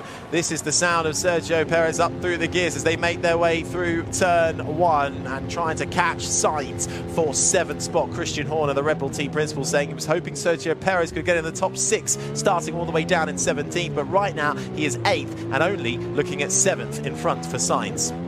This is a nice battle, but we need to be looking at Hamilton-Norris, I feel. I think as Hamilton gets within 3/10 of Norris, he is so close. Where is Lewis Hamilton on the track? They're further ahead. They're coming into second sector now. Okay, understood. Verstappen then talking about tyres, but he's got 3 seconds out in front. Here we go then, approaching Cox. Once again, it's lap 42. It's Norris in second. It's Hamilton in third. The gap, just 3/10 of a second. Norris on the hard compound of tyre. Hamilton on the soft compound of tyre. But Norris right now is doing everything he can to keep the 7-time champion behind him. What we would give for both to be on the podium, but how fantastic is this for the British fans to enjoy 2 Brits battling hard for second and third here at the British Grand Prix. Hamilton in the Mercedes, Norris in the McLaren, who has the gap for the time being as they come to the final couple of corners and what will be lap 41 of 52 and starts lap 43 with 10 laps to go here at the British Grand Prix. 10 laps to go. Can Lewis Hamilton find a way past Lando Norris? I think for Norris now, Lewis has spent the last 4 laps really on the back of his gearbox and has been pushing really hard in all traction zones and all high-speed corners to try and get close. Has that taken just that little bit of bite out of those soft tyres to then give Lando enough speed down the straights and around the corners to hold on to that second place? Here we go again then, but actually into Brooklands, the left-hander, which then becomes the right-hander of Luffield, turn 7. Hamilton not as close as he has been without DRS, actually. So the McLaren still holding out hope for second place at the moment. Meanwhile, we've got action from the stewards. We spoke about Lance Stroll getting the move done on Gasly for 11th, Sam, but he ran all 4 wheels over the white line. And all he's got is a black and white flag for track limits, yet no investigation, no further action for overtaking outside of track limits. That's a little bit bizarre to me. I think there might be a protest about that after the race. I absolutely think so, considering it could potentially be the difference between a point or not in the World Championship. Protesting a Formula 1 race's results? I never. Well, we'll wait and see how that one pans out. Hamilton closing on to Norris in the right-hander of Stowe. This is the sound of Perez, who is all over the back of Carlos Sainz in the Ferrari, down the inside, coming into Vale, turn 16. They nearly have to avoid going into the back of the Aston Martin of Fernando Alonso, but there you go. What a move then through for Perez, who is trying to find a way and has done so on Sainz. Meanwhile, Albon then gets through 2. And he's just about to lose a 3rd if he's not careful to his teammate Charles Leclerc. He won't want to lose this spot as they run each other off the track. And Sainz Charles and Leclerc through. Leclerc and Sainz, their relationship proving a little bit frosty at the moment, but Sainz has just had a disastrous couple of corners and is all the way down in 10th position now. Leclerc going through, Albon going through, and Perez. It's a case of when you lose one, sometimes you can lose, you know, it's like dominoes. They just keep on falling down. That was brilliant driving from Perez, quite feisty, great opportunity to overtake from Alexander Albon, and then Leclerc thought, well, I'll join the party. Sainz is in real trouble here because Pierre Gasly is right onto the back of him as well on the Alpine. He's got back through on Lance Stroll with a great move coming out of Luffield. So 7th is Perez, Albon is 8th, Leclerc is 9th, Sainz is 10th, Gasly 11th, Stroll 12th, and Sainz on these hard compound of tyres has just lost 1, 2, 3 spots in the space of less than a lap. Other news is that Lewis Hamilton is now out of DRS zone on Lando Norris. He's 1.6 seconds behind, so for Lando Norris fans, that's good.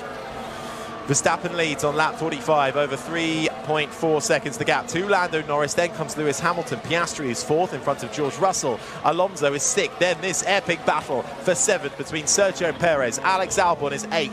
Charles Leclerc 9th. Carlos Sainz 10th. And actually, it goes all the way down to Gasly 11th. Stroll 12th. Sargent in 13th. Also being brought into the fray here. Bottas and Hulkenberg round out the top 15 in front of Tsunoda, Zhou and De Vries. We have lost Kevin Magnussen and Esteban Ocon from this race, so only 18 runners remain, and right now Carlos Sainz is looking at not scoring any points in this race. He's got DRS open, he rips a visor off, rips a strip off on his visor.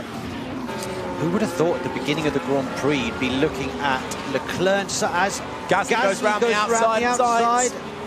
Carlos Sainz is out of the points, ladies and gentlemen. Gasly up to 10th. Great move round the outside. Who would have thought the Ferrari's out of the points? Sainz is going to fight back, though, in the inside of Copse. They almost touch wheels, but Sainz is not going to give up on a point without a fight. The Ferrari driver gets back through on the Alpine of Gasly as they now make their way through Magnussen Beckett. Sainz back up into 10th. This race has come alive since the safety car. Everything's happening. It's all happening. Right, okay. This is Sergio Perez. That's the sound you're hearing coming into the right-hander of Stowe. He was the first one to pounce on Carlos Sainz and is now looking at the back of 6th place Fernando Alonso as they come into the left-hander of Vale. Then the right-hander of turn 17, and then the final corner club brings you back out onto the Hamilton straight. It's Perez versus Alonso, and off the track though we ride on board with Pierre Gasly in the Alpine. I wonder, there's contact. Has he got a puncture? Because his steering is all over the place, Sam. Yeah, it's a puncture on the rear right for Pierre Gasly. No, is it rear right? I believe it is, yes, rear right for Pierre Gasly. So I think there's been contact there with Who are we Probably saying? Stroll or Sainz, perhaps? I think we're going to see a replay any minute now, and we'll let you know what has happened. But that's a shame because he was going so well. Yeah, my suspicions are with Stroll, but we wait to see a proper replay on that. Okay, so the battle is well and truly on. 6th place is Alonso, 7th is Perez, then about a second back is Albon, holding firm in 8th in front of the 2 Ferraris of Leclerc and Sainz. Stroll now up to 11th with Gasly tumbling down the order and trying to make it back to the pits, see if they can do anything, but only a few laps remain of this British Grand Prix, which had a bit of a dip early doors, let's be honest, but has come alive with the tyre strategy that has been unfolding, plus a safety car as well. And now Perez is looking to do exactly what his team principal wanted him to do and get a 6th place finish, or at least a top 6 finish, as the Mexican makes his way through on Fernando Alonso and gets his Red Bull up into 6th. Alonso down to 7th. A nice move from Perez. He's now got a bit of a gap to find, a few seconds to catch up to the back of George Russell in the Mercedes for 5th. Alexander Albon is catching Fernando Alonso for 7th place. We are just also seeing how Pierre Gasly got a puncture, and it was Lance Stroll. The contact was made coming into turn 17. This is the sound of Gasly. He's on the inside of Stroll, coming into the left-hander of Vale, runs Stroll out wide. Stroll then clatters over the curb as he tries to rejoin the track, and there to meet him was the Alpine of Pierre Gasly. I think that was always going to end in tears, that little battle. I think it got a little bit heated on the exit of Stowe a few laps before, and they didn't really want to play nicely with each other, did they? No, they did not. So sadly for Gasly, that is his race. He's still out there, still running, but well and truly out of the points now. Magnussen and Ocon, the only other drivers who have retired. You mentioned Alex Albon. He is absolutely catching. He's just dipped under a second now to Fernando Alonso, who's in 7th. So the Aston Martin pace that we thought we would see them come through the pack hasn't really arrived. Well, I think it's a case of the Aston Martin pace over the last couple of Grand Prix hasn't been spectacular. On the other hand, massive credit to Williams. They've improved their package and they're doing a great job here at Silverstone. Pierre Gasly comes into the pits, and that looks like it's going to be a retirement, Rosanna Tennant.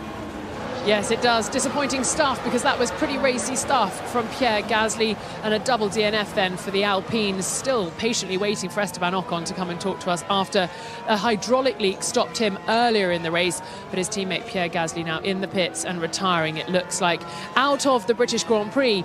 Yeah, difficult times for that team, who have had obviously some success this year already with that Monaco podium after a bit of a blasting from their CEO Laurent Rossi back in the Miami Grand Prix weekend, which feels like a long time ago now. It really does, doesn't it? This is the 10th race of the season here at Silverstone for the British Grand Prix in Formula One in 2023. The grandstands still well and truly packed, as they have been greeted with an absolutely fascinating race. It's lap 48 of 52. Verstappen leads by over 3.5 seconds to Lando Norris, who was coming under pressure from Lewis Hamilton, but that pressure seems to have abated. Norris second, Hamilton in third, Piastri, Russell in the top 5. Perez has been marching through the field from 15th. He's in 6th in front of Fernando Alonso and Alex Albon, who is about a second between those two. Then comes Leclerc for 9th. Carlos Sainz, who had a miserable lap just a few moments ago and lost 3-4 positions nearly, and down into 10th in his Ferrari, but he is on the hard compound of tyre and looking at only scoring 1 point at a race where he picked up the full 25 for the race win. His one and only so far in Formula One. Stroll was 11th, Sargent, Bottas, Hulkenberg, Tsunoda the top 15, Zhou, De Vries, the 17 drivers that remain in this race, with Gasly, Magnussen and Ocon all retiring from the British Grand Prix. This is the sound of Albon, who has been closing but can't quite dip under the 9/10 mark, Sam. Alonso is just a little bit quick. Yeah, you know, the pace has kind of equalised. Also, when you get into that area of dirty air, if you catch quickly and then overtake and then do the next one and the next one and be decisive, it's far easier to get past. If you sit there, you get used to their speed, and it becomes very, very difficult to overtake. Well, just a few more laps left then of an enthralling British Grand Prix. Let's head back down to Rosanna. Thanks, Harry. Yeah, it's getting a little bit blustery, I have to say, down here. No more rain, definitely nice and sunny, but very, very windy. And while we're just watching these last few laps of the British Grand Prix unfold, I've been doing the maths when it comes to the championship standings. Evidently, Max Verstappen increasing his lead in the standings above and over his teammate Sergio Perez. He'll have a 99-point lead, 255 points to his name, ahead of his teammates 156.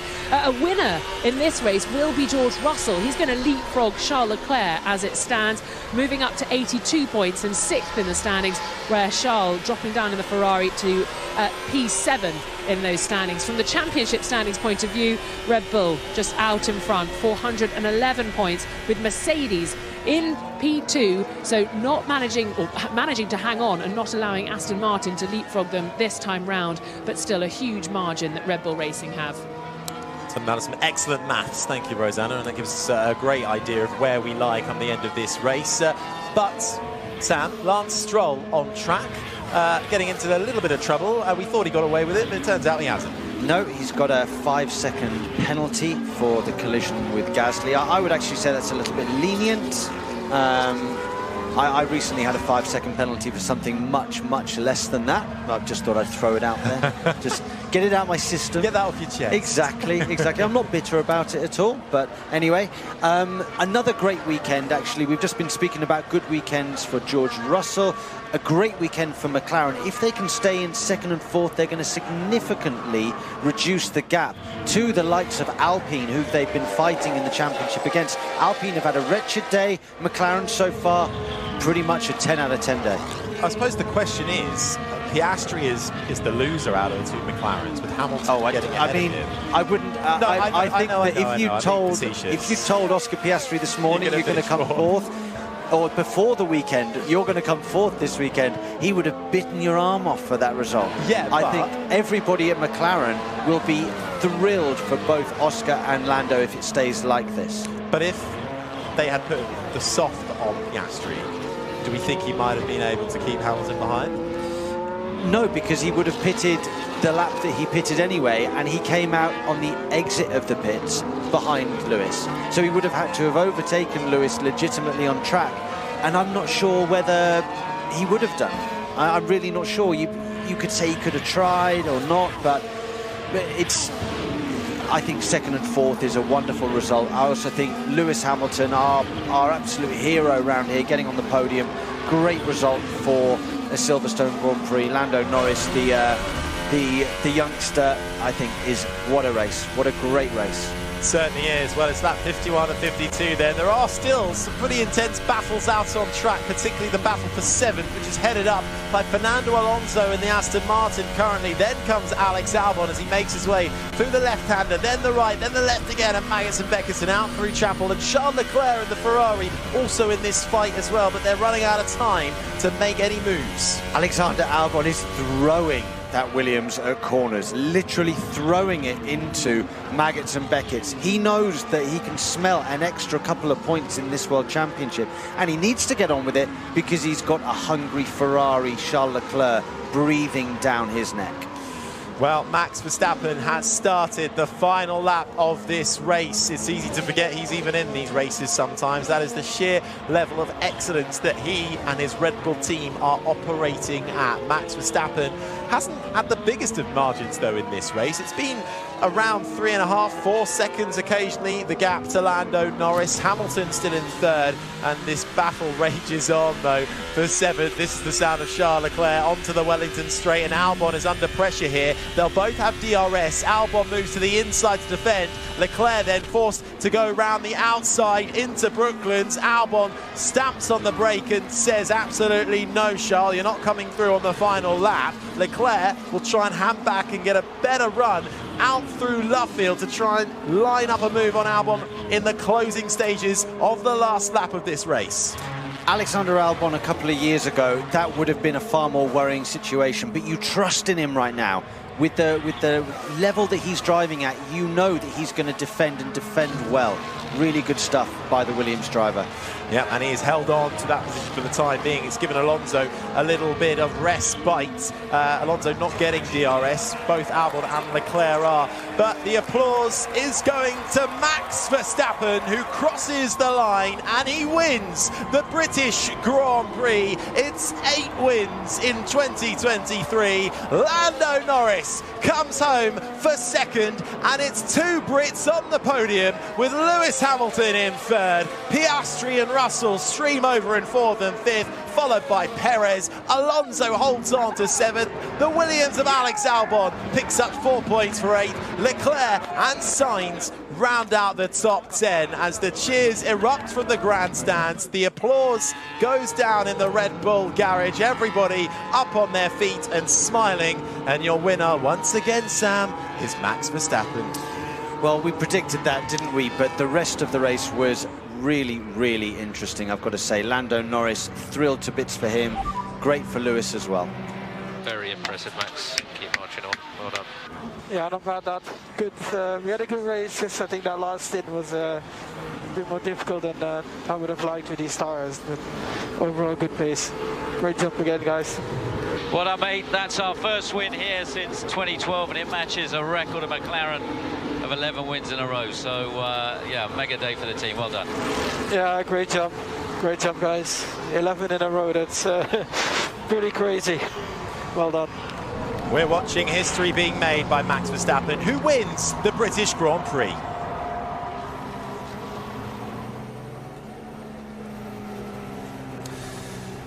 Lando Norris, second driver of the day as well. And a fantastic drive from him. And P2, great job, man. Vamos! Great job. Hey, podium in my home race, podium in our home race. Yeah, man, fantastic. Podium on our home race. Well done, man. Great job. Position 13. Great job. I think there will be a smile on a lot of people's faces for Lando Norris finishing P2. It's actually McLaren's first podium at the British Grand Prix since Lewis Hamilton finished second back in 2010, and Norris's first ever at his home race. And he is half out of the cockpit waving to the fans in the grandstand. Lewis Hamilton is doing the same from nice third. work, Lewis. So that's P3, mate. That's an awesome day, mate. Really great drive. Yeah, thanks, Bono. McLaren's a rocket ship. High speed is insane. Well done, guys. Mega job with the pit stop and strategy. Lewis, great race. What a recovery. Remember yesterday. Toto Wolff there as well, giving a word of encouragement for Lewis Hamilton, who gets back onto the podium. Third in Canada, second in Spain, second in Australia, and third here in Great Britain. Piastri as well, a shout out for the rookie driver, his best career result in 4th. The moment he got his upgrades on that McLaren, he was able to deliver. The Aussie rookie impressing many. Russell managed to get a top 5 result. Perez recovering from 6th place. Alonso, Albon, Leclerc and Sainz, the top 10. Sargent, Bottas, Hulkenberg, Stroll and Zhou, the top 15.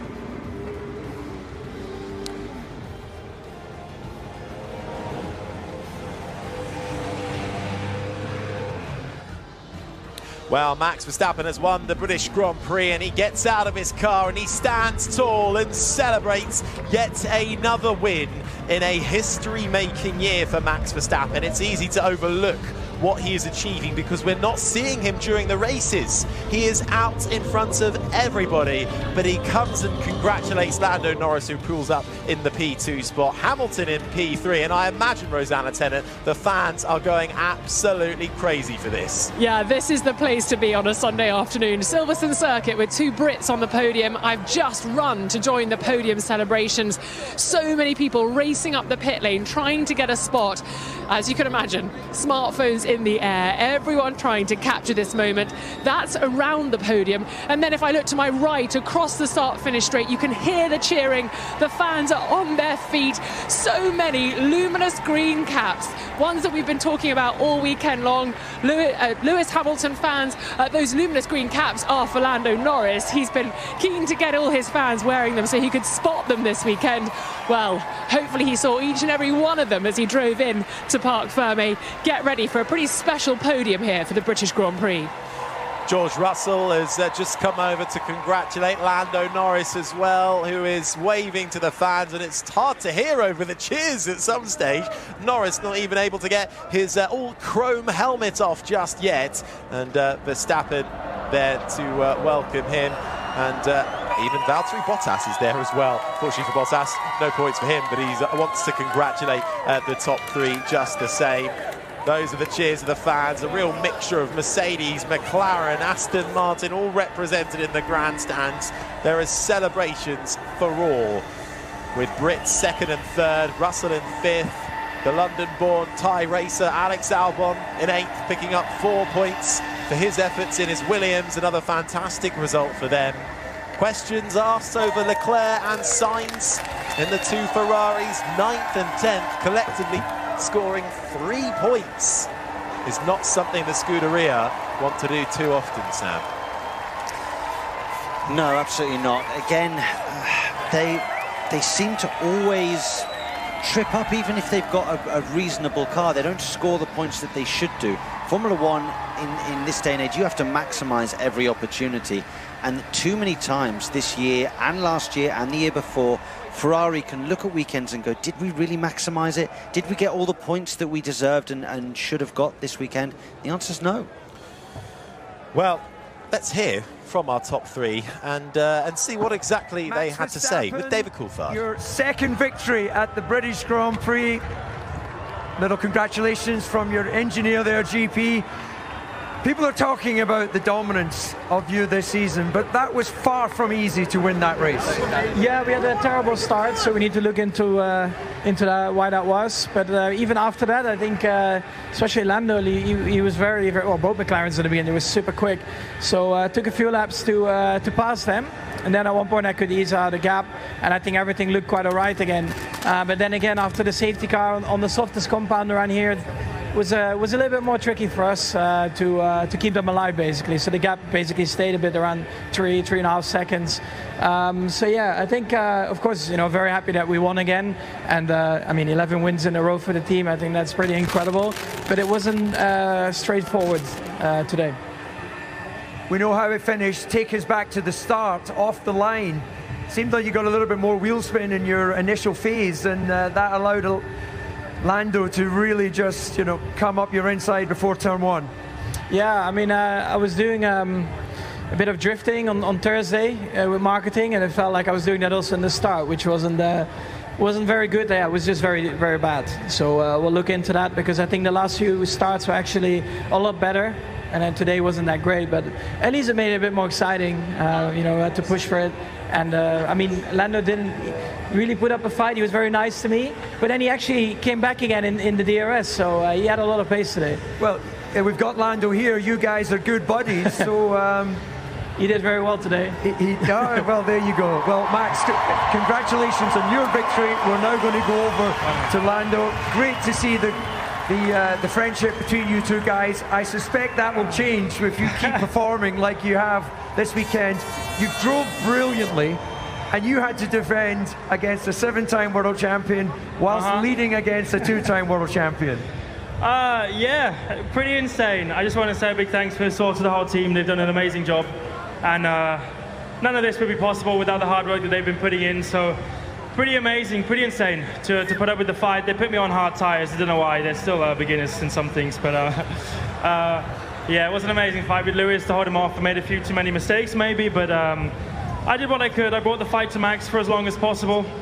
It's a long, lonely race when you're just in the middle, but it's amazing. So yeah. We heard you calling for the soft tires. That looked like the majority of teams were going that route. So with the hards, though, it was very impressive what McLaren were able to deliver. Yeah, I think they just wanted to give me a bit more of a test, I guess. That's what Zach said anyway. Probably Zach called the shots on that one. Yeah, I mean, I wanted the softs. I feel like it made a bit more sense, especially with the safety car coming out, but I don't care. I'm P2, so all good. P2 and your first podium here at the British Grand Prix, and I think your 7th podium in your racing career. Yeah, pretty amazing. I mean, the whole in-lap, I was just trying to wave to everyone, so a big thanks to all the British fans out here supporting all of us, also for McLaren. Honestly, we should have had a P2, P3. Oscar did an amazing job all weekend, and he should have been P3 today without the safety car, so a shame, he deserved it. But yeah, the fans were amazing, so a big thanks to all of them. Lando, congratulations, enjoy the podium. As you walk off, Lewis Hamilton, welcome to your 14th podium at the British Grand Prix. Lewis, you talk about the power of the crowd here. You did it again. You came from what was obviously a difficult qualifying to deliver a brilliant podium here at Silverstone. Well, firstly, I didn't do it. The crowd did it.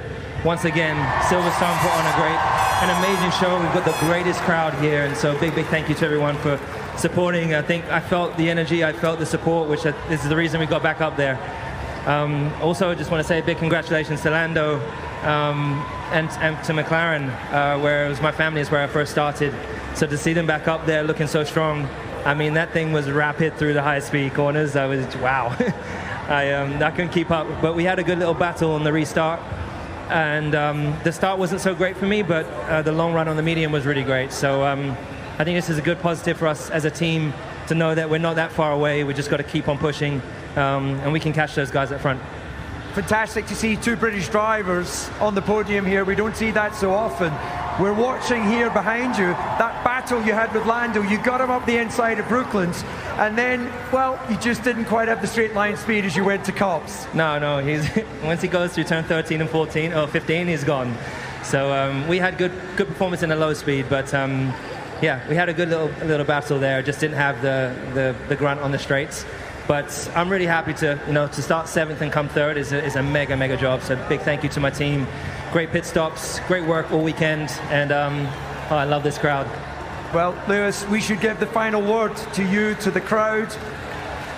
Well, it continues to be an honor for me to race and represent all of you. So we're going to continue to push. Thank you so much for the support, and I hope you had a great day today. Thank you so much, and God bless.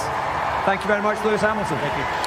Well, fantastic to hear from our top 3 then. Max Verstappen the winner, but 2 Brits on the podium. Lando Norris in 2nd in his McLaren. Lewis Hamilton, the Mercedes, in 3rd. Verstappen extends his championship lead. Continued coverage post-Grand Prix chat continues on BBC Sounds.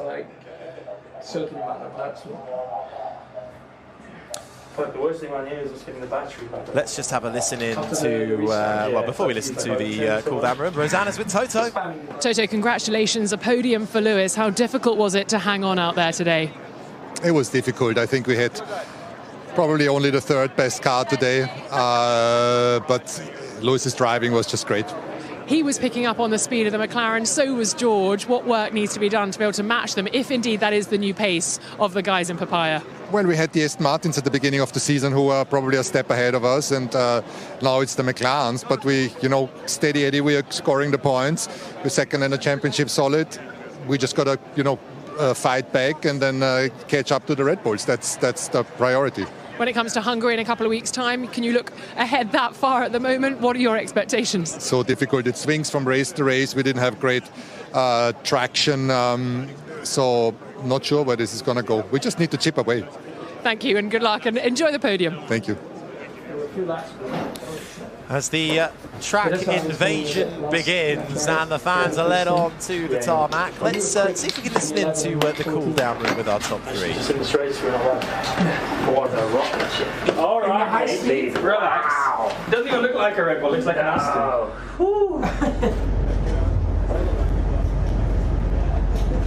Sure, but when you go through 9 and all this high speed, that saved me every lap. Wow. Bloody hell, I couldn't believe how great it was. It was just nice to watch. It was beautiful to watch from behind. I was like, every time I saw you go through 15, I was just, wow. Oh. That's a good thing. Yeah, that saved me. Well, fantastic to hear for 9 seconds. our top three chatting away. You still have it. All smiles really in the cool down room, and apologies for any language you may have heard there, but you can imagine the celebrations and the adrenaline is very much high, and Lewis Hamilton saying he's just enjoying seeing the battle with the McLaren. There are hundreds, thousands of fans pouring onto the track, and Rosanna has found somebody. I have found Andrea Stella, of course, team principal of McLaren, man of the moment. What a race out there. Your car looks like it has finally turned up. It definitely looked like, if we look at Austria and today's race and yesterday's qualifying, this is, like a bit of a surprise to us, if I have to be honest. But we have good evidence from the lap times, good evidence from the measurements. It looks like, yeah, we are there with the upper group of cars. Possibly Austria and this track are favorable, so we will see in the remainder of the season. There are more upgrades to come, aren't there? There's some more bits coming, so hopefully we can carry on moving forward. Enjoy the podium. Thank you very much. And it is indeed the podium ceremony that begins to get underway, and we look out of our commentary box and we can see on the screens as well that the track is absolutely covered now with British fans and fans of Formula One alike, who are seeing two Brits step out onto the podium. In third place, Lewis Hamilton comes out with a smile. Lando Norris has an even bigger smile, but it's Max Verstappen, the Dutchman, who stands on top. And we will hear the Dutch national anthem.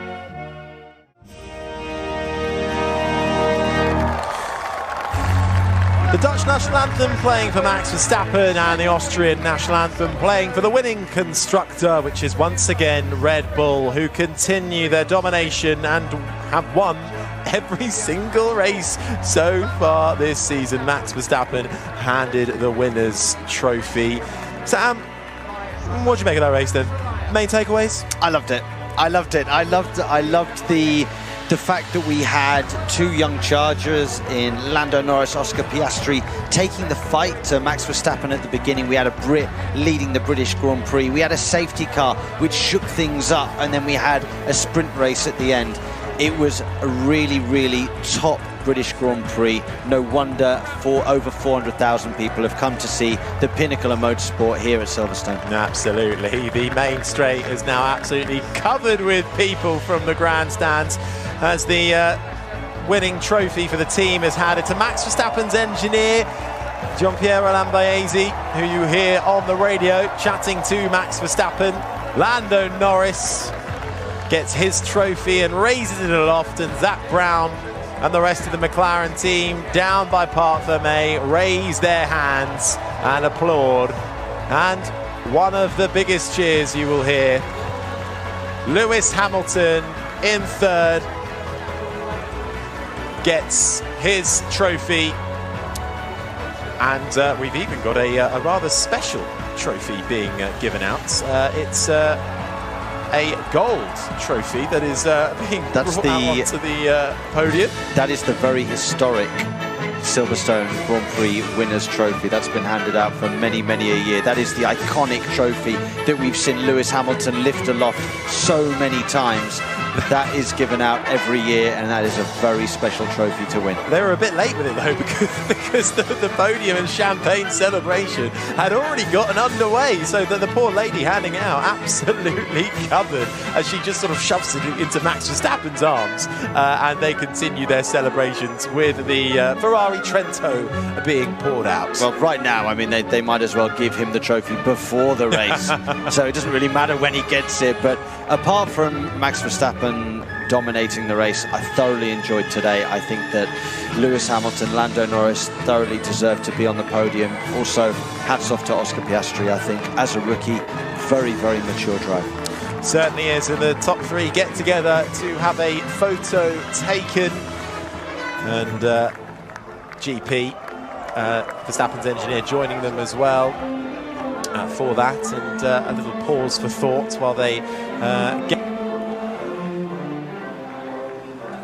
and begin to make their way off the podium, but how fantastic for McLaren. Not just Lando Norris in second, which obviously we all are loving here, but Oscar Piastri, the Australian rookie, in fourth. He's not finished higher than 8th so far this year, in what has been a challenging start to his rookie career with a car that was not good enough by their own standards. McLaren and Andrea Stella, the team principal, who we heard speaking to Rosanna earlier, but they flicked a switch, it seems, with this upgrade, and they are smiling, and that's not the end of the upgrade either for them. They've got a little bit more coming next time around in Hungary in a couple of weeks' time. So, what does this mean for McLaren? A resurgence? They were doing so well coming up after a tough really from 2013 onwards, really, wasn't it? They endured some tough times, and then they were really up on the bounce, but then the regulation changes came in, and then suddenly it almost seemed like they were back to square one. Yeah, they just lacked a little bit of speed, didn't they, with the new regulations at the beginning of last year. They struggled with the cake tins that surround the brakes and them literally catching fire. And they were worried at the beginning of last year that they couldn't finish a race weekend. They seem to have put those worries behind them, and they're making some great strides forwards this year. Well, we've heard from Lando Norris after the race, but we could hear from Oscar Piastri, who finished 4th in the other McLaren. Oscar, congratulations. What an amazing result for the team today. Just tell me what Formula One feels like with a car like that underneath you now. Yeah, it's exciting. It's the same feeling you get in any series at the front. To be hanging on to the back of a Red Bull was a very happy surprise at the start. But yeah, just super proud of the whole team and what we've managed to do to turn around from the start of the year. But yeah, it felt nice, and to behind Max, just a shame with the safety car timing for Lewis. But we can be massively proud of the effort we've put in this weekend, the result we've had, and we'll try and repeat it for the rest of the season. Well, can you repeat it? That, I guess, is the big question. Do more upgrades come to Hungary? Do you get that front wing? What's that looking like for you? The front wing I should have, yes. There's some more little things still coming, which is exciting. I think the bulk of our upgrades we've got now. But yeah, that's pretty cool. You're watching Lando Norris on the podium. It'll be you next, cool. I feel. I hope so. Yeah, I think we've made a massive step forward. I think over one lap we made a good step forward, but clearly on Sundays we're a hell of a lot better than we were previously. I was slightly nervous into the race that maybe we'd fall back a bit, but we were clearly the next quickest guys behind Max, which is quite the turnaround from where we were at the start of the season. Well done. Thank you. Rosanna there speaking to Oscar, happy for himself and happy for his teammate as well up on the podium.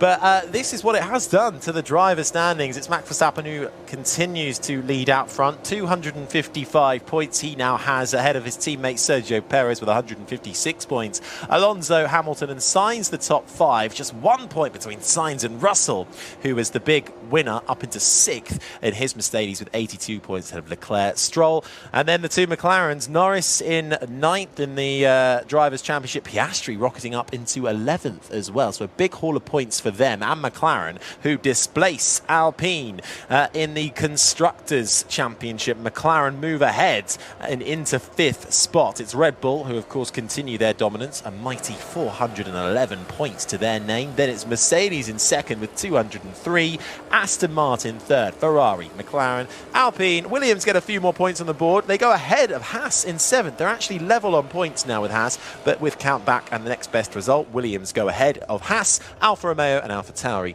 the 10 teams that we have in the this season of Formula One. So it really heating up nicely in both the constructors and the drivers once you take out Red Bull and Max Verstappen. But as the podium starts to be taken down, really, it's so quick how the Silverstone team here begin work and packing down and Formula One the teams. It's straight away, as soon as they cross the checker flag, pack down begins. On to the next one. Absolutely. This is a mobile motorsport circus, as it were. And as soon as the race finishes, the mechanics, engineers, everybody is breaking down the garages to go to their next event and the next one. Remember, there's over 20 races every single season. Formula One never sleeps.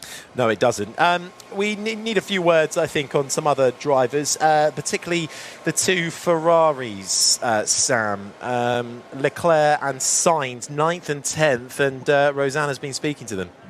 Yeah, Harry, I was listening in to the Ferrari drivers discussing their race. They gave each other a handshake, so obviously we saw some quite close racing between the two of them out there. But Carlos Sainz saying that probably P6 or 7 was possible today, and then Charles Leclerc saying it was very disappointing. So I think not a great weekend for Ferrari. They'll be hoping for something more come Hungary in a couple of weekends' time. But the media pen's very busy, and as you can imagine, just outside the media pen, lots of fans, lots of guests who've been here over the course of the weekend, all desperately trying to get a picture of the drivers as they speak to the world's media after what was a pretty frenetic race after that safety car, you have to say. Yeah, it certainly was. But Sam, I mean, Ferrari coming away with 3 points at the end of the British Grand Prix.